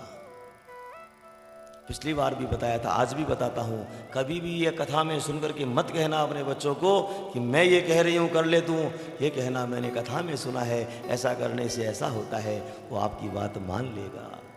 बड़े बड़े ऋषि लोगों ने कभी नहीं कहा कि मैं कह रहा हूं, क्या कहा, मैंने जो अपने गुरुदेव से सुनी थी, उन्होंने अपने गुरुदेव से सुनी थी, और उन्होंने भगवान साक्षात शिव से सुनी थी, वही बात मैं आपको जितनी समझ पाया हूं उतनी बता रहा हूं। ये मैं शब्द कहने का अधिकार केवल और केवल हमारे भोलेनाथ को है, या श्री नारायण को, और किसी को नहीं है। और जो मैं करता है उसका हाल हम सब जानते हैं। काली घाट में क्या होता है, जो मैं करता है ना, हाँ तो हमारी मानसिक बलि लग रही है, और क्या है ना। बोले शिव शंकर भगवान की जय। सनत कुमारों के द्वारा जो उपदेश व्यास जी ने सुना, उनके माध्यम से जो मैंने सुना वही मैं आपको बता रहा हूं। क्या बात सुनी थी, भगवान शिव की बात सुनी, भगवान शिव के पुराण की बात सुनी। पुराण शब्द क्या है, पुराणा नपि न अपति पुराण, जो पुराना नहीं है कभी वो है पुराण। जो सदैव नवीन होकर के भी, इतना पुराना होकर के भी सदैव नवीन है, वो है पुराण। और हमारे कितने पुराण हैं, 18 पुराण हैं। 17 पुराण तो एक एक अलग अलग अवतार के हैं, और 18वां पुराण सारे पुराणों को मिला करके श्रीमद् भागवत महापुराण। और आजकल कम कम चीज़ों की बड़ी विशेषता होती है ना, सब कुछ मिला करके कुछ नया बना दिया जाए। तो हमारे व्यास जी को पता था कि इतने पुराण कौन सुनने वाला है, इसलिए भागवत को बना दिया। इसलिए विशेष रूप से केवल भागवत अधिकतर होती है, लेकिन अलग अलग पुराणों को सुनने से कुछ जो हमारे भ्रम फैल गए हैं वो भ्रम भी दूर होंगे, इसलिए अलग अलग पुराणों की कथा भी होनी चाहिए। इस पुराण को सुनने मात्र से ही क्या होगा, भगवान शिव के गण रूप में हम सब बन जाएंगे। भगवान के गण है ना, आज भी पूजा होती है, सुबह पूजा की ना आपने, परिवार के अंदर भगवान के गण हैं। तो जो भगवान शिव के पुराण की कथा को सुनता है वो भी भगवान का गण ही बन जाता है। इतनी बड़ी विशेषता है। और इस कथा को कब सुनना चाहिए, कोई विशेष कारण है कि श्रावण में सुने, नहीं नहीं, श्रावण तो महीना भगवान का है, इस कथा को कभी भी सुन सकते हैं। सदा सेव्या श्रीमद्भागवती कथा। भगवत चर्चा तो कभी भी किसी भी समय कर सकते हैं, इसमें कोई संशय नहीं है। जिस घर में भगवान शिव पुराण की कथा होती है वो घर तीर्थ बन जाता है। जैसे ये हॉल तीर्थ बन गया, यहाँ कोई गलती से भी गलत काम कर रहा हो तो एक साथ कम से कम 10-12 जन बोल पड़ेगी, क्या कर रहा है तू यहाँ पे? क्योंकि ऐसा एक माहौल बन जाता है, क्योंकि यहाँ साक्षात शिव आकर के विराजमान हो गए। कोई बड़ा बैठा हो और बच्चा बदमाशी कर सकता है क्या? संकोच आएगा उसे। इसका मतलब क्या है? ठाकुर जी यहाँ बैठे हैं, जो ही कोई गलत करता है हमारा मन कहता है कि नहीं नहीं गलत हो रहा है, यहाँ इतना सुंदर काम हो रहा है, ये नहीं होना चाहिए यहाँ पर। ये प्रमाण है कि परमात्मा विराजमान हो चुके हैं यहाँ पर। बताते हैं कि हजारों अश्वमेध यज्ञ और सैकड़ों वाजपेयी यज्ञ करने की जो विधा है, जो फल है, वो केवल एक शिव पुराण की कथा को सुनने से मिल जाती है। कई बार ये बातें अतिशयोक्ति लगती है ना, कि बस लिख दिया होगा, लेकिन देखिए संत वाणी कभी मिथ्या नहीं होती है, कभी वाणी मिथ्या नहीं होगी है। हम अपने बुजुर्गों के बारे में जो सोचते हैं कि वो सुबह 3 बजे उठ जाया करते थे, दिन भर काम करते थे, केवल 4 घंटे नींद लेते थे, हमें लगता है कि ऐसा हो सकता है, क्योंकि हम नहीं करते। हमने ऐसे जीवन को बना लिया है, इसलिए हमें लगता नहीं, विश्वास ही नहीं होता है। और आने वाली पीढ़ी, हम जिस दूरभाष का उपयोग कर रहे हैं, मानो किसी वर्षों के बाद ये बंद हो जाएगा, वो सुनेंगे, विश्वास होगा कि बैठे बैठे बात कर लेते थे बिना तार के भी। महाभारत काल में जो होता था वो आज हो रहा है ना, नहीं हो रहा है क्या? तो कुछ बातें जो हैं हम वैसी शैली में आ चुके हैं कि हमें विश्वास नहीं होता है, लेकिन पुराण कभी गलत नहीं हो सकता। ऋषि वाणी है, इसलिए ये सच है एकदम कि जो पुण्य अश्वमेध यज्ञ से मिलता है, वाजपेयी यज्ञ से मिलता है, उसकी 16वीं कला की बराबरी भी नहीं कर सकता अगर शिव पुराण की कथा अपने भाव से सुन ली है महाराज। और इस कथा को सुनने से धीरे धीरे जीवन में वैभव प्रभाव बढ़ने लगता है। सबसे पहले प्रभाव आपका अपने परिवार में बढ़ेगा महाराज, क्योंकि इसको सुनने के बाद में आपका व्यवहार बदल जाएगा। व्यवहार बदल जाएगा तो आपका स्वभाव बदल जाएगा, और स्वभाव बदल गया तो आपका प्रभाव भी जीवन में अपने आप बदल जाएगा। आप अपने आप को शिव समझना जब आरंभ कर देंगे, शिव के समान जब शांत होकर बैठ जाएंगे, तो आप भी शिव बन जाएंगे और आपका परिवार शिव परिवार बन जाएगा महाराज। भगवान शिव की झांकी को गौर से देखिए, चारों तरफ लगे हैं भगवान शिव की प्रतिमाएं, है ना। भगवान शिव के परिवार की बात करें अगर विस्तार से तो कथा आएगी, हम प्रस्तावना में जाते हैं। भगवान के परिवार में 2 पुत्र हैं, कार्तिक जी और भगवान गणेश, है ना। और उनकी एक पत्नी है पार्वती, सती दुर्गा शक्ति रूप में। अब इन चारों का हम भाव देखें तो चारों विरोधाभास में है। चारों के वाहन देख लीजिए आप, एक पुत्र का चूहा मूसक और एक का मोर। मोर मूसक आपस में वैरी है। अच्छा, भगवान शिव के नंदी बाबा बैल रूप में है और भगवती शक्ति का सिंह है आपस में, लेकिन फिर भी शांत भाव से एक ही प्रांगण में एक ही छत के नीचे बैठे हैं। ऐसे बहुत सारी बातें बताएंगे। तो क्या मतलब हुआ? फिर भी शिव ने सबको पिरो करके एक ही छत के नीचे अपने ही नीचे बैठा करके रखा है, और डांटते नहीं है। भोलेनाथ ही नाम इसलिए बोले हैं, लेकिन सारों को पता है ये भोले जब बिगड़ते हैं तो बड़ा खतरनाक बिगड़ते हैं महाराज। ये भाव होना चाहिए। मुखिया का डर परिवार में होना चाहिए। नेतृत्व जिस परिवार का समाप्त हो गया वो परिवार बिखर जाएगा। जिस माला में सुमेर नहीं है वो उसके मन के जो है बिखर जाएंगे महाराज। सुमेर जो है मुखिया है, वो शिव है। वो शिव जब दृढ़ है और भोला बन करके बैठा है, सबको क्षमा कर रहा है, लेकिन क्षमा करने वालों को पता है कि क्षमा कर तो रहा है, लेकिन अगर बड़ी गलती हो गई तो फिर सामत भी आ सकती है। वो शिव बनना पड़ेगा, आपका परिवार भी शिव परिवार बन जाएगा महाराज। हर एक बात पर टोका टाकी भी नहीं होना चाहिए, और लेकिन हर समय क्षमा भी नहीं करनी चाहिए, है?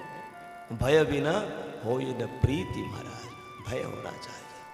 वर्तमान में हम देखते हैं परिवारों से नेतृत्व क्षमता समाप्त हो गई है, गार्जियनशिप समाप्त हो गई है, इसलिए परिवार बिखर रहे हैं। निर्णय तो एक को लेना चाहिए, जो बड़ा है, जो अनुभवी है, जो सबसे बड़ा है, जिसने दुनिया देखी है, वो जब निर्णय ले लिया, उसी के साथ सबको जब चलना पड़े, तो फिर देखिए परिवार सामने विराजमान है महाराज। एक की नेतृत्व क्षमता होनी चाहिए। बोले भाई जी बोल दिया गए, दादू जी बोल दिया तो कोई बात ना, बस वही करना है, अच्छो बुरो माने भी रोकन बेसामसी आपका, ये होता था, हमने देखा है। लेकिन वर्तमान में जो परिवार पूछते हैं हमें लोग कि परिवार क्यों टूट रहे हैं भाई जी, इतना पूजा पाठ हो रहा है। अरे पूजा पाठ तो हो रहे हैं, लेकिन आपकी जीवन शैली आपने खराब कर रखी है महाराज। इसलिए ये कमरा प्रवृत्ति, कमरा शैली जब से आ गई ना, खाना पीना और क्या क्या सब एक ही रूम में जब से शुरू हो गया महाराज, सब समाप्त हो रहा है। इसलिए बचा सकते हो तो बचा लो अपने परिवार को, कथाओं को आत्मसात करना आरंभ कर दो, आपका परिवार भी शिव परिवार बन जाएगा। बोले शिव शंकर भगवान की। गंगा आदि पवित्र नदियाँ जब शिव पुराण की कथा होती है, वायु रूप में आकर के विराजमान हो जाती है कथा को सुनने के लिए। गंगा की तो महिमा बढ़ गई क्योंकि भगवान शिव ने उसे अपने सर पर बैठा लिया। किसी बच्चे को हम कहते हैं ना कि ना माथे चढ़ा लियो थे, है ना, तो सबका लाडला हो जाता है।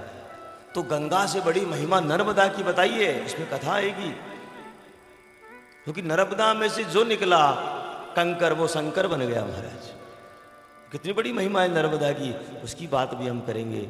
जितनी नदियां हैं, विशेष रूप से 12 नदियां हैं हमारे इस भारत में, वो सारी नदियां वायु रूप में आकर विराजमान हो जाती है। साक्षात नारायण लक्ष्मी सहित आकर विराजमान हो जाते हैं कथा में। ऐसी बात सूत जी महाराज कह रहे हैं सारी ऋषियों को महाराज।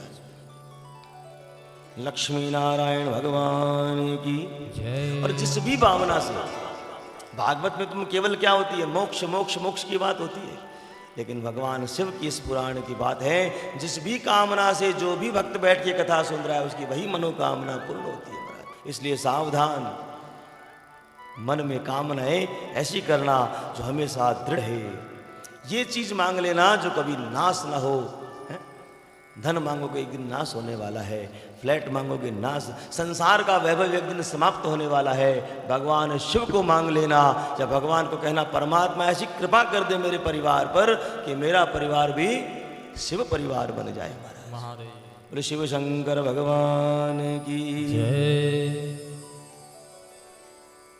मृत्युंजय महादेव त्राहि मां शरणागतम्, जन्म मृत्यु जरा व्याधि पीड़िते कर्म बंधने। सबसे अधिक भय लगता है इस जीव को तो हे ऋषियों इस मृत्यु से लगता है। मृत्यु के देवता कौन? महादेव। हमने भागवत में सुना एक ही स्वरूप के 3 अलग अलग स्वरूप बन गए। हम आरती गाएंगे नित्य अभी, जय शिव ओमकारा। हमें लगता है ये भगवान शिव की आरती है, ये परब्रह्म की आरती है, तीनों ही का गुणगान है। एकानन चतुरानन पंचानन राजी। एकानन कौन? विष्णु, एक चेहरा है उनके, एक मुख है। चतुरानन कौन? ब्रह्मा जी, 4 मुख है। और पंचानन हमारे भोलेनाथ, इस सब की आरती है। तो भगवान भोलेनाथ जो हैं वो ही अलग अलग स्वरूप लेकर के इस धरा को चला रहे हैं। इस कली काल में इस शिव पुराण की कथा को जो जो सुनता है और ऐसे ऐसे पाप कर्म में रत जो जो जीव है, वो भी केवल इसके शब्दों की वाणी कान में पड़े इतने मात्र से ही वो शुद्ध हो जाते हैं। भागवत में तो नियम है कि 7 दिन तक एक मन से सुनी कथा को धुंधकारी ने, तब उसका कल्याण हुआ। गोकर्ण जी ने पुनः कथा करवाई, तब उसका कल्याण हुआ। सुनते हैं महात्मा में हम। लेकिन इसमें तो विशेष बात यह है कि इतनी माथापच्ची करने की जरूरत नहीं है। भोलेनाथ है, हा? लोटा भी मंदिर का, जल भी मंदिर का, और हर हर गंगे वो चढ़ाना है परमात्मा भोलेनाथ, प्रसन्न हो जाते हैं महाराज। भागवत में एक कथा है महात्मा की, इसमें 2-2 कथाएं हैं महात्मा। ऋषि मुनि के तो महाराज चटपटी लगी है, आप सुनाओ, जल्दी सुनाओ महाराज की किस तरह के पापी इस कथा को सुनने मात्र से कुछ नहीं बोलते महाराज। तो वास्तव में क्या है, ये ज्ञान यज्ञ है और सांसारिक भोगों को देने वाला है, साथ में मोक्ष भी देने वाला है। ये बात आपको भागवत में कोई सुनाई नहीं देने वाली है कि सांसारिक भोग मिलेंगे आपको, भागवत सुन करके मोक्ष मिलने वाला है। लेकिन शिव पुराण ऐसा है जो कहता है कि सांसारिक भोग भी परमात्मा देंगे और मोक्ष भी देने वाले हैं। मोक्ष बड़ा प्रिय है इनको। हमारे गुरुदेव भगवान के पास बैठे थे हम सभी, तो यही बस प्रश्न चलते रहते, तो एक प्रश्न आया। अच्छा, प्रश्न ऐसा होना चाहिए जो सबका कल्याण करे। उसी शिष्यों की भीड़ में एक प्रश्न आया कि महाराज एक बात बताओ गुरुजी, कि भगवान शिव ने कोई जगह मिली को नहीं, कोई और दूसरी शमशान में जाके बैठ गया? हाँ? थे बोलो कि 3 लोक का स्वामी नारायण का आराध्य देव है, लक्ष्मी जी ने मां समझे भगवान शिव, तो शमशान घाटी मिली और फिर मिली को नहीं? बड़ी गंभीर बात बताई गुरुदेव भगवान ने। हम सब जाते हैं नारायण के पास में धन मांगने के लिए।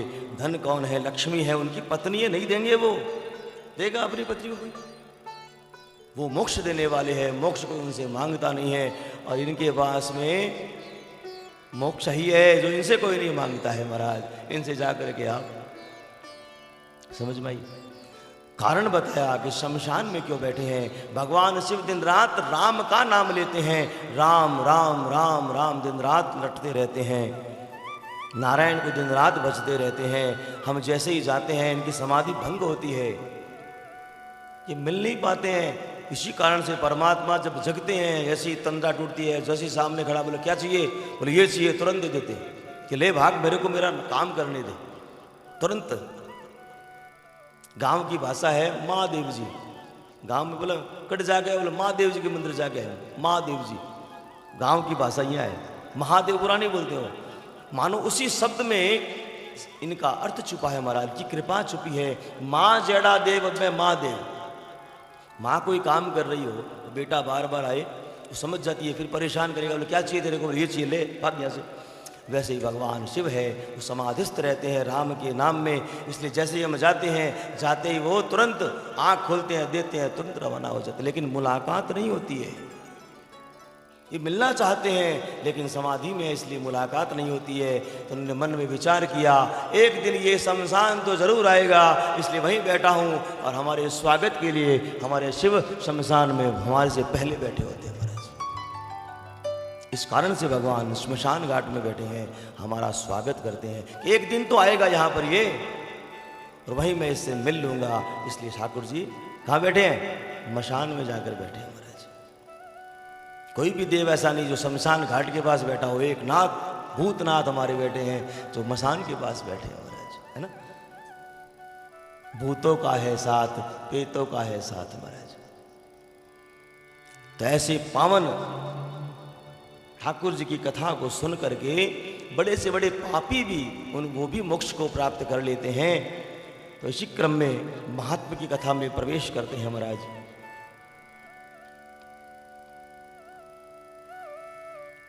जो अत्यंत लालची था, अत्यंत विसत्यहीन है, वो भी इस कथा को सुन करके भगवान को प्राप्त कर सकता है। बहुत पहले की बात है, किरात नगर नामक एक नगर था, एक गांव था। वहां एक ब्राह्मण रहता था, अज्ञानी था, दरिद्री था और आचार विचार से भी विमुख हो चुका था, कर्मों से भ्रष्ट था। कभी उसने प्रयास भी नहीं किया कि मैं ब्राह्मण कुल में मेरा जन्म हुआ है तो कुछ मैं अच्छा काम करूं। हमेशा इसकी टोपी उसकी असर करके हमेशा अपने जीवन को चलाता रहा। करते करते और आगे बढ़ा, वैश्यावृत्ति में उतर गया। नाम था उसका देवराज। देवराज शूद्रों से भी गया गुजरा था। शूद्र भी कम से कम एक बार तो परमात्मा को पुकारते ही हैं, लेकिन वो उससे भी गया गुजरा हो गया। अनेकों बहाने मार करके सबके धन को हड़प करने लगा और खूब धनाढ्य बन गया। शूद्रों का धन हड़प लिया, वैश्यावृत्ति में उतर गया और अधर्म कर करके बहुत बड़ा धनवान बन गया महाराज। परंतु उस पापी का थोड़ा सा भी धन कभी भी धर्म के काम में नहीं लगा। कई तो ऐसे होते हैं ना, रात को तो डकैती करते हैं, दिन में खूब दान पुण्य करते हैं। वो वैसा भी नहीं था।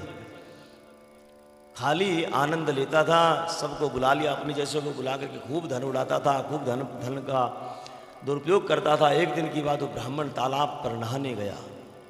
जो ही तालाब पर नहाने गया तो क्या देखा, वहाँ पर एक वैश्या शोभावती नाम की, वो वहाँ पर स्नान करने की आई थी। दोनों के नयन मिले। नयन मिलते ही वो ब्राह्मण जो था देवराज, वो उससे वशीभूत हो गया। थोड़ी देर वार्तालाप करते करते दोनों में संगम हो गया महाराज। अब तो उसके पहले से एक पत्नी थी, घर में माता पिता है, पुत्र हैं, लेकिन वो उन सबको त्याग करके उसी वैश्या के साथ में रहने लगा। सबने बड़ा समझाया लेकिन कोई समझ में आई नहीं। माता पिता के विरोध करने पर, पत्नी के विरोध करने पर एक दिन मौका पा करके उसने क्या किया, अपनी पत्नी, बच्चों और माता पिता को मार दिया। उसी पत्नी वैश्या के साथ, शोभावती के साथ रहने लगा। दुराचारी सारे नगर ने उसे तड़ी पार करने का आदेश दे दिया कि इसे अब इस नगर में रखना नहीं है, बदमाश है। समय का पलटा है। जो बड़ा धनवान था, उस वैश्या ने धीरे धीरे सारा धन उससे लेना आरंभ किया, और लेते लेते एक जगह इकट्ठा कर दिया और धीरे धीरे वृद्धावस्था को आ गया। आखिर तो उम्र आती है ना, जोश रहता है। आपने अपने आसपास देखा होगा, जो ही प्रौढ़ावस्था आनी आरंभ होती है, 45 के पार 50 तक पहुंचता है व्यक्ति, कितना ही बड़ा दुर्दांत क्यों ना रहा हो, कितना ही बड़ा मस्तान क्यों ना रहा हो, धीरे धीरे वो ढलना आरंभ हो जाता है। एक तो अवस्था आ गई, धन भी चला जाने लगा, धीरे धीरे व्यवस्था होनी मुश्किल हो गई, और एकदम जब निर्धन हो गया, उस वैश्या ने लात मार करके निकाल दिया। अब तो दर दर भटक रहा था, क्योंकि समाज से भी कभी बनाई नहीं थी। कोई 5 तौबे यूं मदोन्मत्त होके घूमता था। अब तो उस नगर वालों ने मिल करके भगा दिया, वहां से नगर से निकाला दे दिया। अब करे क्या, खाने के लाले पड़ गए। ये होती है, जब तक धन है आपके पास तब तक संसार वाह वाह करेगा, और ये वाह वाह क्या है, कब हवा हो जाएगी पता नहीं है महाराज। वाह को उल्टा करिए, हवा, कब किसकी वाह वाह हो रही है, कब उसकी हवा निकल जाएगी कुछ पता नहीं है, क्योंकि वाह वाह आपकी नहीं हो रही है, ठाकुर आपके साथ खड़ा है, इसलिए आपकी वाह वाह हो रही है महाराज, आपकी जय जयकार हो रही है। अब तो उस नगर से निकल गया, भूखा मर रहा था, मंदिर मंदिर जा रहा है, कहीं कोई प्रसाद पड़ा हो तो मैं उसे पालूं और अपने क्षुधा को तृप्त करूं, लेकिन मंदिरों में से धक्के मार करके निकाल रहे हैं सभी उसे। जाते जाते एक दूसरा नगर आ गया, चलते चलते मरणासन्न अवस्था में आ गया, खूब तेज बुखार आ गया उसे महाराज। बारिश में भीजता, भटक रहा था पागलों की भांति। एक बहुत विशाल मंदिर था महाराज। हाँ? उस मंदिर में संयोग से भगवान शिव की पुराण की कथा चल रही थी, और वो ज्वर से पीड़ित देवराज गिर गया। वहीं पर गिरते ही वहां पर बेहोश हो गया। सभी ने जल के छींटे मार करके एक कोने में उसे बैठा दिया, सदर बिस्तर वगैरह दिए कि तो यही व्यवस्था, कौन है, बोलने की हिम्मत नहीं उसे। और इधर में उसी प्रांगण में भगवान शिव की पुराण की सुंदर पावन कथा चल रही थी महाराज। वो पड़े पड़े कथा की, महात्मा की कथा को सुन रहा था। उसने चेष्टा नहीं करी, उसका वो कहते ना इंटेंशन नहीं था कि मैं कथा सुनूं, या उसका कोई हृदय परिवर्तन नहीं हुआ, केवल उसके कानों में कथा पड़ी। कहते 1 महीने तक वो कथा चलती रही, वो कथा के शब्द उसके कानों में पड़ते रहे। 1 महीने पश्चात देवराज मर गया, मृत्यु को प्राप्त हुआ। यम के जो दूत थे वो आए, उसे पकड़ के बांध करके ले जाने लगे। इतने में तो श्वेत श्वेत जटाधारी, हाथ में डमरू लिए, त्रिशूल लिए भगवान भोलेनाथ के दूत भी आ गए, और आ करके उन यमदूत से छुड़ा लिया, और छुड़ा करके शिवलोक ले गए महाराज। यमदूतों ने कहा उसे कि आपसे कोई भूल हो रही है, इसने पूरे जीवन पर्यंत कुछ नहीं किया, आप ब्राह्मण है इसलिए ले जा रहे हो उसे क्या? कि नहीं नहीं, अंत समय में इसके कर्ण रंध्रों के द्वारा हृदय पटल में भगवान शिव की उस पुराण की वाणी समाहित हो गई, इसलिए सारे पाप जो हैं एक क्षण में नष्ट हो गए, और ये पुण्य परमात्मा पैदा हो गया। तो किसी ने पूछा महाराज की इतना दुर्दांत, जिसने जीवन पर्यंत कुछ किए ना हो, उस पर ऐसी कृपा कैसे हो गई? जैसे पाप उदय हो जाता है वैसे पुण्य भी उदय हो जाता है। मरते समय कोई पुण्य उदय हुआ और वो उसी मंदिर में जाकर गिरा और गिरते ही वो वाणी उसके कानों में पड़ी, उसका कल्याण हो गया। शायद इसी कारण से हमारे पुरानी परंपरा थी, कोई मरणासन घर में हो, मालूम है अब जाने वाला है, तो कानों में गीता का पाठ, कि ठाकुर जी का नाम इसके कानों में जावे, तुलसी दल, और मरने के पश्चात कुछ नहीं है, जब तक वो जीवित है तभी तुलसी का काम करेगी, तभी जाएगी अंदर वो। मरने के बाद वो मुख भी है, इसलिए कई लोग देखते हैं हम लोग मरने के बाद उस मुंह में ठूसते हैं तुलसी, मतलब नहीं है। जब तक सांसें है उसकी, उसी समय गंगा जल दे दो, उसी समय तुलसी दो, काम हो जाएगा। उसी समय उसे गजेंद्र मोक्ष के पाठ सुनाओ, नारायण कवच के पाठ सुनाओ, गीता के श्लोक सुनाओ, तो वो जो हृदय में जो पाप पड़ा है वो पाप नष्ट हो जाएगा। महाराज देवराज परम गति को प्राप्त हुआ और शिवधाम में हमेशा के लिए शिव गण बन करके विराजमान हो गया। बोले शिव शंकर भगवान की। जीवन पर्यंत कुछ नहीं किया, केवल अंत में वो भी कोई पुण्य उदय हुआ और हृदय में जितना पाप था भगवान शिव पुराण की वाणी सुनने मात्र से नष्ट हो गया। महाराज ये तो एक कथा हुई। दूसरी एक और कथा महात्मा की इस शिव पुराण में आती है कि समुद्र निकटवर्ती प्रदेश में एक वास्कल नामक ग्राम था, वास्कल, जहां वैदिक धर्म से विमुख महापापी द्विज निवास करते हैं और सब के सब वहां पे प्राय सारे दुष्ट थे। उसी में एक और ब्राह्मण रहता था, नाम था बिंदुक। क्या नाम था? बिंदुक नामक एक ब्राह्मण था, बड़ा अधम था। ये कथा विशेष रूप से सुने आप सब, परिवार की कथा है। कैसे एक सुंदर व्यक्ति, एक सुंदर स्त्री कैसे पथभ्रष्ट हो जाती है। उसे तो मौका मिल गया, संसार में शायद हमें मौका न मिले, इसलिए सावधान रहना है। शिव पुराण में प्रवेश करने के पहले महात्मा को आत्मसात करें हम कि किस प्रकार एक भूल जो है कहां से कहां पथभ्रष्ट कर देती है हमें।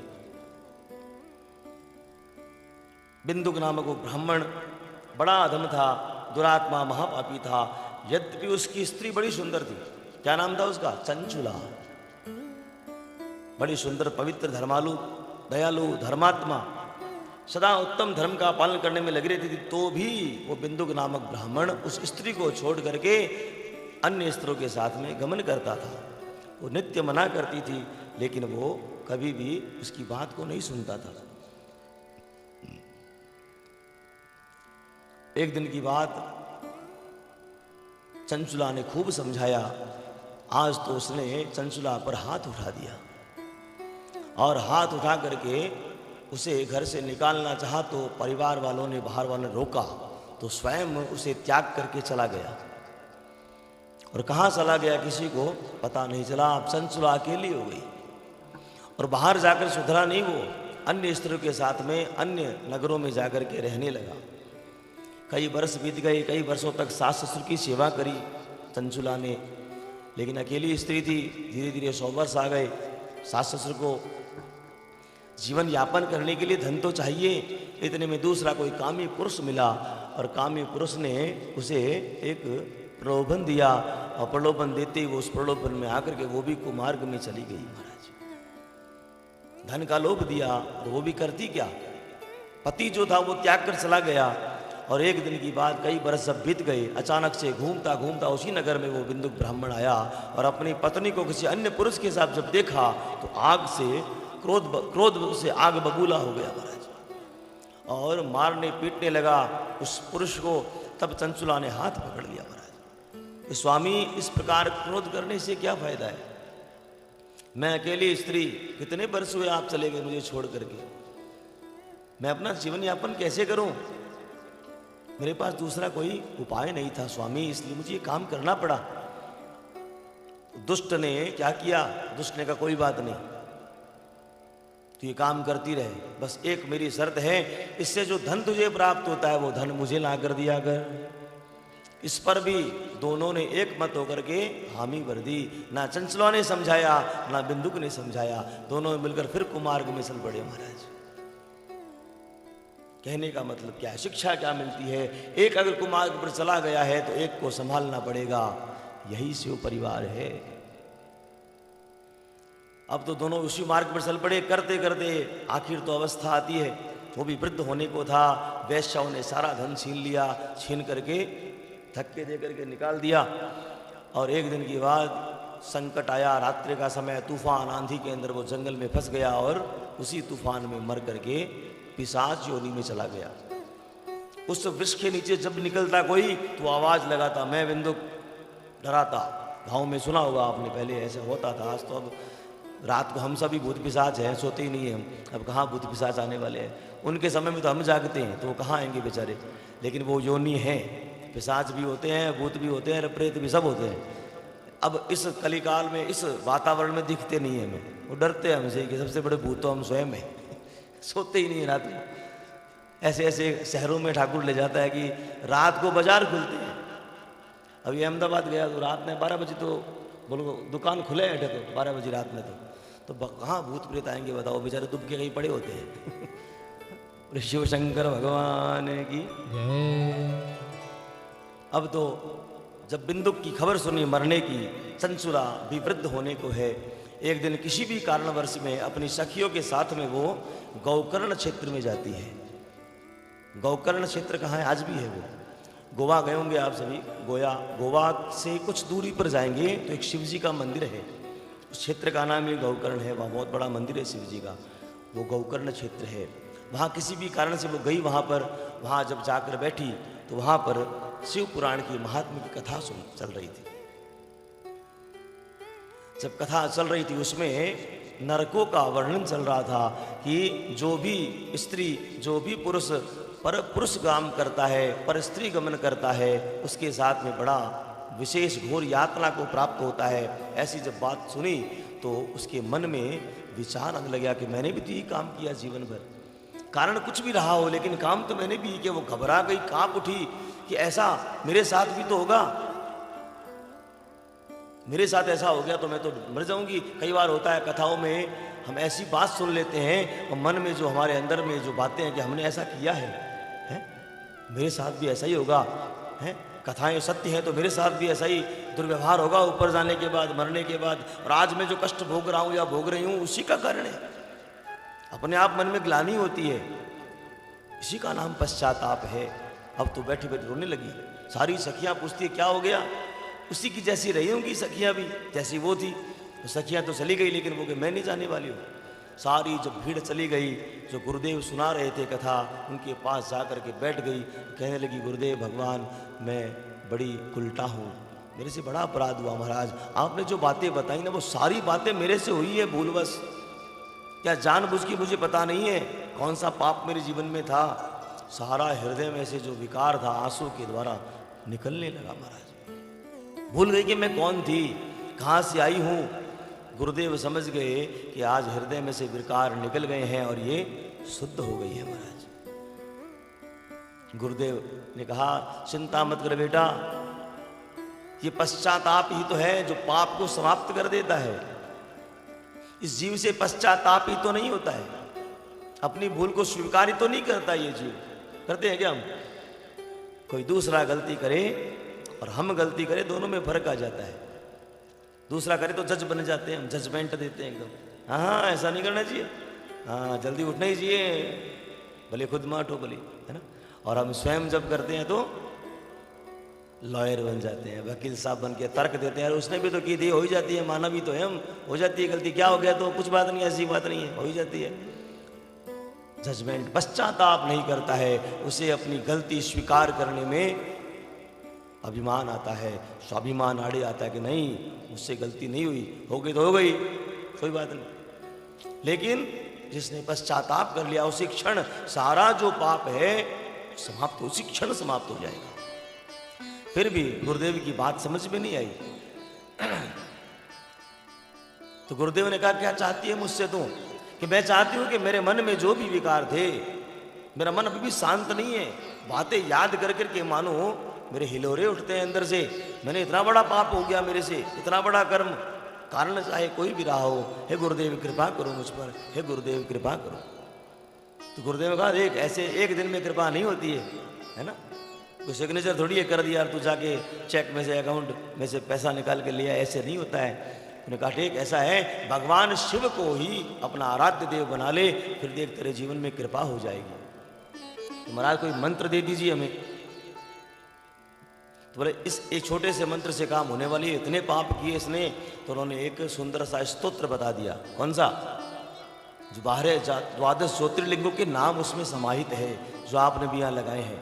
बोले इस स्तोत्र का नित्य पाठ किया अगर, इस पाठ को करने मात्र से धीरे धीरे तेरे अंदर जितने भी विकार है सारे समाप्त हो जाएंगे। हम भी करें क्या वो स्तोत्र? पुस्तिका आपके पास है। सौराष्ट्रे सोमनाथं च श्रीशैले मल्लिकार्जुनं। सौराष्ट्रे सोमनाथं च श्रीशैले मल्लिकार्जुनं। उज्जैन्यां महाकालम् ओंकारं ममलेश्वरम्। उज्जैन्यां महाकालम् ओंकारं ममलेश्वरम्। परल्यां वैद्यनाथं च ढाकेन्यां भीमशङ्करम्। परल्यां वैद्यनाथं च ढाकेन्यां भीमशङ्करम्। सेतु बन्धे तु रामेशं नागेशं दारुकावने। सेतु बन्धे तु नागेशं नागेशं दारुकावने। वाराणस्यां तु विश्वेशं त्र्यम्बकं गौतमी तटे। वाराणस्यां तु विश्वेशं त्र्यम्बकं गौतमी तटे। हिमालये तु केदारं घुसमेशं च शिवालये। हिमालये तु केदारं घुसमेशं च शिवालये। एतानिर्ज्योतिर्लिङ्गानि सायं प्रातः पठे नरः। एतानि ज्योतिर्लिङ्गानि सायं प्रातः पठे नरः। सप्तजन्म कृतं पापं स्मरणेन विनश्यति। सप्तजन्म कृतं पापं स्मरणेन विनश्यति। ॐ नमः शिवाय, ॐ नमः शिवाय, हर हर भोले नमः शिवाय।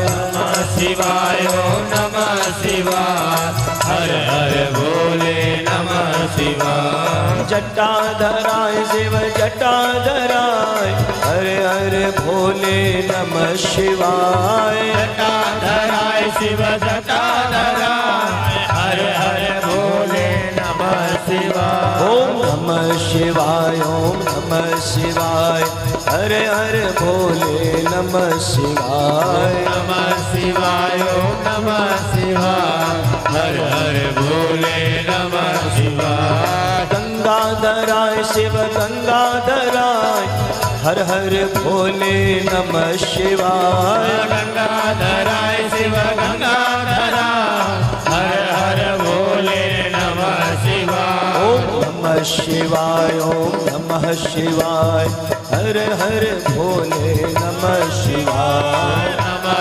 शिवाय, ओम नमः शिवाय, हर हर भोले नमः शिवाय। नमः शिवाय, ओम नमः शिवाय, हर हर भोले नमः शिवाय। ओम नमः शिवाय, ओम नमः शिवाय, हर हर भोले नमः शिवाय।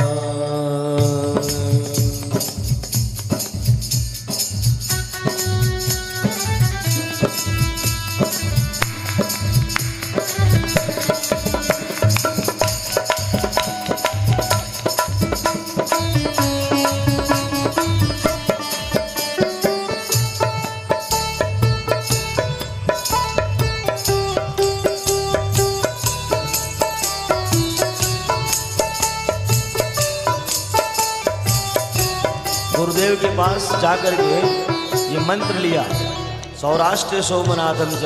इसमें क्या है? स्तोत्र में 12 ज्योतिर्लिंगों का नाम है।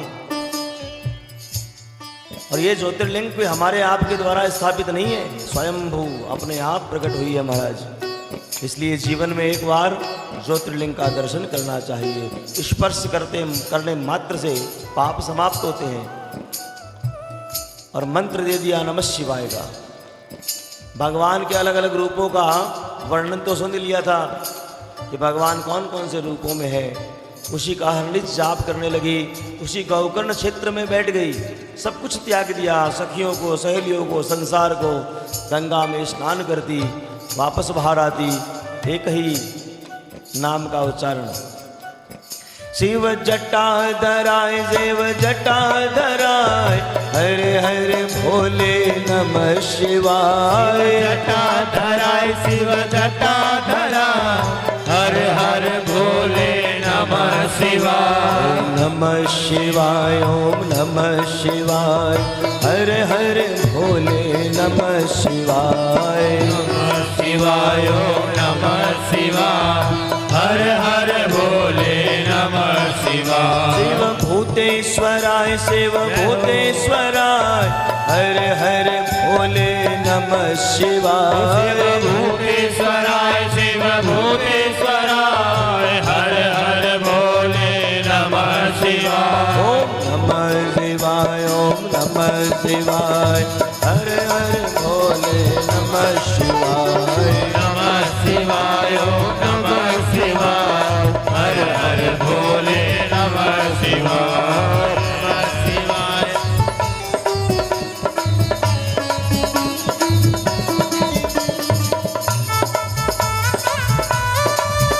हर हर महादेव।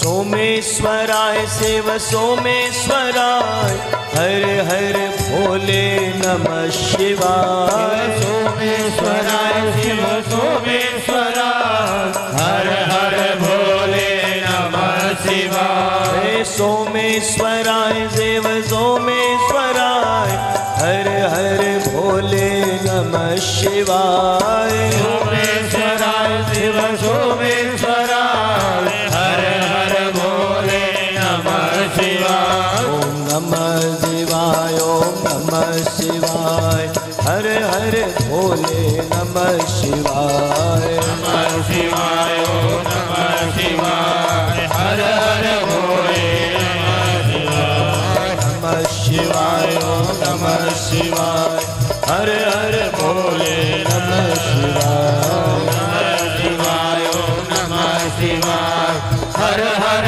भोले नमः शिवाय। बोल शिव शंकर भगवान की जय हो।